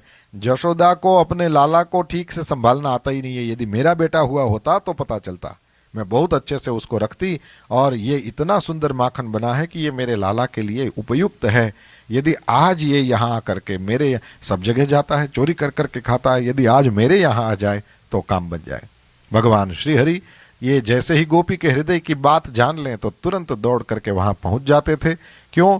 बोले भक्तों के भाव का भक्षण करते हैं भगवान श्री हरि। आज गोपी ने हृदय में विचार किया कि मेरे माखन को परमात्मा श्री हरि अरोगे, तो प्रभु आज उस गोपी के घर पधारे। भगवान श्री हरि जैसे ही आए, देखा गोपी ने सवेरे सवेरे गौशाला साफ कर रही थी प्रभु को देख करके मुस्कुराई और कहा कि क्या है रे, सवेरे सवेरे यहां से कैसे निकला? तो ठाकुर जी भी समझ गए कि अब ये लीला करना चाहती है, तो भगवान श्री हरि भी उसको कहते हैं कि कोई नहीं, भूख लगी थी तो आ गया। तो गोपी ने कहा कि भूख लगी है तो तेरी माँ को बोल। तो भगवान ने कहा मेरी माँ भी मक्खन बनाती है, लेकिन तो तेरे जैसा कहाँ, आज तो तेरे यहाँ ताजा ताजा माखन बना है, मैं घम घम आवाज सुन रहा था, और माखन भी ऐसा मैंने खिड़की से देखा, बहुत सुंदर बना है तेरे यहाँ, तू खिला ना। गोपी कहती है देखो मुफ्त में नहीं खाते। तो बोले मैं भी कहाँ मुफ्त में खाना चाहता हूँ, तुम मुझसे कुछ काम करा लो। तो गोपी ने कहा कि अभी तो कोई काम नहीं है, इसलिए अभी मैं ये गोबर उठा के जा रही हूँ मेरे ये वहाँ फेंकने के लिए, तो मेरे साथ गोबर उठाने में हेल्प कर। तो भगवान श्री हरि ने कहा कितना बड़ा टोपला भरती है गोबर का, इसको उठा के मैं कैसे चल सकता हूँ? बोले नहीं, तेरी साइज का, शांति रख। घर में जाकर के गोपी जो है वो छोटी सी टोपली ले आई और भगवान श्री हरि को कहा कि ये तेरा टोपला, और फिर उसके बाद तो गोपी छोटा सा वो गोबर का लड्डू जैसा बना करके उसकी टोपली में रख दे। अब भगवान श्री हरि को कहा कि मेरे साथ इसको उठा के चल, और हम दोनों वहां पर इस गोबर को फेंक के आए। तो उसने भी उठाया, और ठाकुर जी भी एक हाथ से उसकी उंगली पकड़े और जरा सा वो छोटी सी वो गोबर की टोपली लेकर के यूं चलते हुए चले। तो आधे रास्ते पर जाकर के भगवान ने कहा कि मेरे को काम नहीं करना है। गोपी ने कहा क्यों नहीं करना है रे? तो बोले तुम जैसे लोग काम करा लेते हैं और फिर पैसा नहीं देते, तो अपने पगार नक्की कर लेते हैं, उसमें कौन बड़ी बात है। तो भगवान श्री हरि ने कहा कि फिर कैसे देगी? बोले जितना लौंदा तू गोबर फेंकेगा उतना लौंदा मक्खन मिलेगा, लेकिन हिसाब कौन करेगा? बोले हिसाब के लिए कहीं कुछ लिख लेते हैं। बोले इसमें तेरे पे भरोसा नहीं है, तू यदि वो मिटा दे तो गोपी को ध्यान में आया कि आज ठाकुर जी का गोबर से श्रृंगार करते हैं। क्या किया? तो बोले वो कहती है जितने लड्डू तू इस गोबर के उधर फेंकेगा तो मेरे हाथ में तो गोबर लगा ही लगा है, तेरे गाल पे एक बिंदी लगा दूंगी और लास्ट में गिन लेंगे, जितनी बिंदी उतने लड्डू। भगवान ने कहा ये ठीक है, यदि वो बुक मेरे पास रहे हिसाब की तो प्रॉब्लम नहीं होगा। तो जितने भी लड्डू गोबर के भगवान श्री हरि फेंकते जाएं और तदनुसार गोपी तो है उस ठाकुर जी का श्रृंगार करती जाए, तो एक एक बिंदी यूं यूं। ठाकुर जी ने कहा वाह, चंदन लगाने वाले कुमकुम लगाने वाले तो बहुत मिले, आज ये गोबर लगाने वाली भी मिल गई। गोपियां परमात्मा से प्रेम करती हैं, भगवान श्री हरि के साथ इस तरह से लीला करती है। और फिर लास्ट में भगवान श्री हरि ने सोचा कि अब तो वहां गोबर भी पूरा हो गया है और कोई रास्ता नहीं है, तो लास्ट वाला जो वो लड्डू लेके जा रहे थे, तो उस समय भगवान ने अपनी वो यूं करके एक एक उंगली में वो गोबर लगा लिया। तो 5 उंगली में गोबर लग गया, तो जहां जगह थी वहां अपनी 5 उंगली और एक्स्ट्रा कर दी। तो वहां जाकर के जब गोपी ने गिना तो गोपी को पता था 2-4 हुआ होगा कितना, और वहां जाकर के देखा तो 9 बिंदी निकली। गोपी ने कहा ये मैंने नहीं लगाई। तो भगवान ने कहा मेरे तो दोनों हाथ भूख थे, किसने लगाई? तब 9 लड्डू देना पड़ेगा मक्खन का। तो इस तरह से भगवान श्री हरि गोपियों के साथ आनंद करते हैं। मूल बात यह है भगवान श्री हरि गोपियों का मक्खन नहीं भाव ही खाते हैं। अनेक जन्मार्जित पाप चौरम ब्रह्मलीन स्वामी अखंडानंद सरस्वती जी महाराज कहते थे, व्रजे वसंतम नवनीत चौरम व्रजांगनानाम च दुकूल चौरम अनेक जन्मार्जित पाप चौरम चौराग्रगण्यम पुरुषम नमामि। परमात्मा श्री हरि यदि सिद्ध लोग हों तो उनका मन रूपी माखन चुराते हैं। व्रज में रहकर के परमात्मा श्री हरि इन सिद्ध रूप गोपियों का माखन चुराते हैं। श्रीमद् भागवत में ये जो ग्रंथ यहाँ पर पढ़ा है, इसी में ये वर्णन मिलता है कि कितने कितने कल्पों तक गोपियों ने तपस्या करी है और तब जाकर के कृष्ण परमात्मा को उनको दर्शन प्राप्त हुआ है। तो ये सिद्ध हैं, इनका माखन चुराते हैं प्रभु। और जो भी व्यक्ति साधक है उन साधकों के लिए यह क्या है? बोले भगवान श्री हरि ये जो साधक हैं उन लोगों के माया रूप वस्त्रों को चुरा लेते हैं। और यदि कोई विषयी हो तो बोले विषयी हो उन लोगों के लिए तो परमात्मा श्री हरि अपने मन से उन लोगों के लिए उनके जो पाप हैं अनेक जन्म के उनको चुरा लेते हैं। अब रोज चोरी करने वाले भगवान एक बार पकड़े भी गए, इसका वर्णन है। माटी खाई और पकड़े गए। भगवान श्री हरि को यशोदा जी ने हाथ में लाठी लेके कहा कि क्या खाया है तूने? भगवान श्री हरि ने स्पष्ट रूप से मना कर दिया, कुछ नहीं खाया। बोले अपना मुख खोल। और जैसे ही भगवान श्री हरि ने अपना मुख खोला तो भगवान श्री हरि ने अपने मुख में यशोदा जी को संपूर्ण ब्रह्मांड का दर्शन कराया। राजा के प्रश्न का उत्तर दिया है श्री सुखदेव जी महाराज ने कि द्रोण और धरा को ही ब्रह्मा जी की कृपा हुई और ये दोनों ही नंद यशोदा बन करके आए हैं और भगवान श्री हरि उनके पुत्र बने हैं। इसके बाद तो भगवान श्री हरि सब जगह जाकर के चोरियां करके खाते हैं और मेरे घर क्यों नहीं खाते, ऐसा यशोदा जी को प्रश्न हुआ। अब यशोदा जी ने विचार किया कि गोपियां स्वयं माखन उतारती हैं और मेरे यहाँ नौकर चाकर उतारते हैं, इसलिए मैं स्वयं माखन बनाऊंगी। तो निर्ममंथ स्वयं दधी। यशोदा जी कृष्ण परमात्मा के गीतों को गाती हुई और दधी निर्मंथन करने लगी। अब तो भगवान श्री हरि को भूख लगी है तो वो मंथन करती हुई माँ के पास प्रभु पधारे और वो दधी मंथान जो था जिससे दही मथ रही थी उस मथानी को भगवान ने पकड़ लिया। मुझे बड़ी भूख लगी है, पहले मुझे दूध पिलाओ। माँ ने अपनी गोद में लाला को लिया और दूध पिलाने लगी। तब तक उनका ध्यान गया कि वहाँ पर सिगड़ी पर रखा हुआ पतीले में रहा हुआ दूध जो है उसमें उफान आया है। तो मैया ने लाला को अतृप्त ही छोड़ दिया और वहां पर दूध बचाने के लिए दौड़ी। जैसे ही मैया दूध बचाने के लिए दौड़ी और लाला को अतृप्त छोड़ दिया तो भगवान श्री हरि को क्रोध आ गया और जिस मथानी में वे दही मथ रही थी उसी मथानी को फोड़ दिया, और ऊपर जैसे मक्खन तैर रहा था उसको अपने हाथों लेकर के वो बंदरों को और अपने साथी ग्वाल बालों को कहने लगे कि रोज तुम सब लोगों के घरों में चोरियां करते हैं, आज चलो मेरे घर का प्रसाद। तो लाला बहुत अच्छा है, बहुत अच्छा है, घर में जाकर के और ले आओ और ले आओ। भगवान ने कहा कि देखो इस थोड़े से प्रसाद से ही संतुष्ट हो जाओ, नहीं तो यदि मेरी माँ जो है वो पीछे से आ गई ना तो वो दूसरे वाला प्रसाद भी देगी। इसलिए दूसरे वाला प्रसाद जिसको, और तुम सब लोगों की माँओं का नाम भी उनको पता है और तुम सब लोगों की दादियों का नाम भी पता है और तुम लोगों का एक एक का नंबर लेगी वो, इसलिए यदि बचना चाहते हो तो भागो। अब सारे ग्वाल बाल तो भाग गए लेकिन भगवान ही पकड़े गए। अब यशोदा जी पीछे दौड़ी हैं। वैसे तो कृष्ण परमात्मा बहुत दौड़ने लगे और मैया पकड़ नहीं पाई, लेकिन फिर माँ थक करके जब बैठ गई तो भगवान श्री हरि ही सामने से अपने बंधन में ही आ गए। यशोदा जी ने उनको उस ऊखल के साथ बांध दिया। परमात्मा श्री हरि बंधे और माँ तो घर के कामकाज में गई हैं, और यहाँ पर भगवान श्री हरि ने देखा कि अर्जुन के दो पेड़, ये दोनों कौन हैं? बोले ये दोनों ही यक्ष हैं, ये यक्षराज कुबेर के पुत्र हैं और भगवान महादेव के दोनों ही गण हैं, उनके सेवक हैं। नारद जी ने कभी इनको श्राप दिया था तो आज उन दोनों को मुक्त करने के लिए प्रभु पधारे। भगवान तो निकल गए उन दोनों वृक्षों के बीच में से, लेकिन वो उखल नहीं निकल पाया। उस समय परमात्मा श्री हरि ने जरा सा जोर लगाया और तुरंत ही निष्पेततुहु परम विक्रमितातिवेप स्कंध प्रवाल विटपौ कृत चंड शब्दौ, दोनों पेड़ गिर गए। उनमें से दोनों नलकुबर और मणिग्रीव दोनों प्रकट हुए हैं और उन्होंने भगवान श्री हरि को प्रणाम किया। नमः परम कल्याण नमः परम मंगल वासुदेवाय शांताय यदूनाम पतये नमः।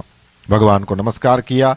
हमारी वाणी आपका गुणानुकथन करती रहे प्रभु, हमारे कान कथा में लगे रहें, हमारे हाथों से आपकी सेवा होती रहे, हमारा जो सिर है वो आपकी स्मृति में नमस्कार करता रहे, और हमारी दृष्टि ये आपके ही शरीर रूप संत हैं उन सब का दर्शन करने में लगी रहे। इस तरह से स्तुति करी दोनों गए हैं। फिर तो सुखिया नाम की फल बेचने वाली, उसके ऊपर परमात्मा ने कृपा करी और सब लोग मिले।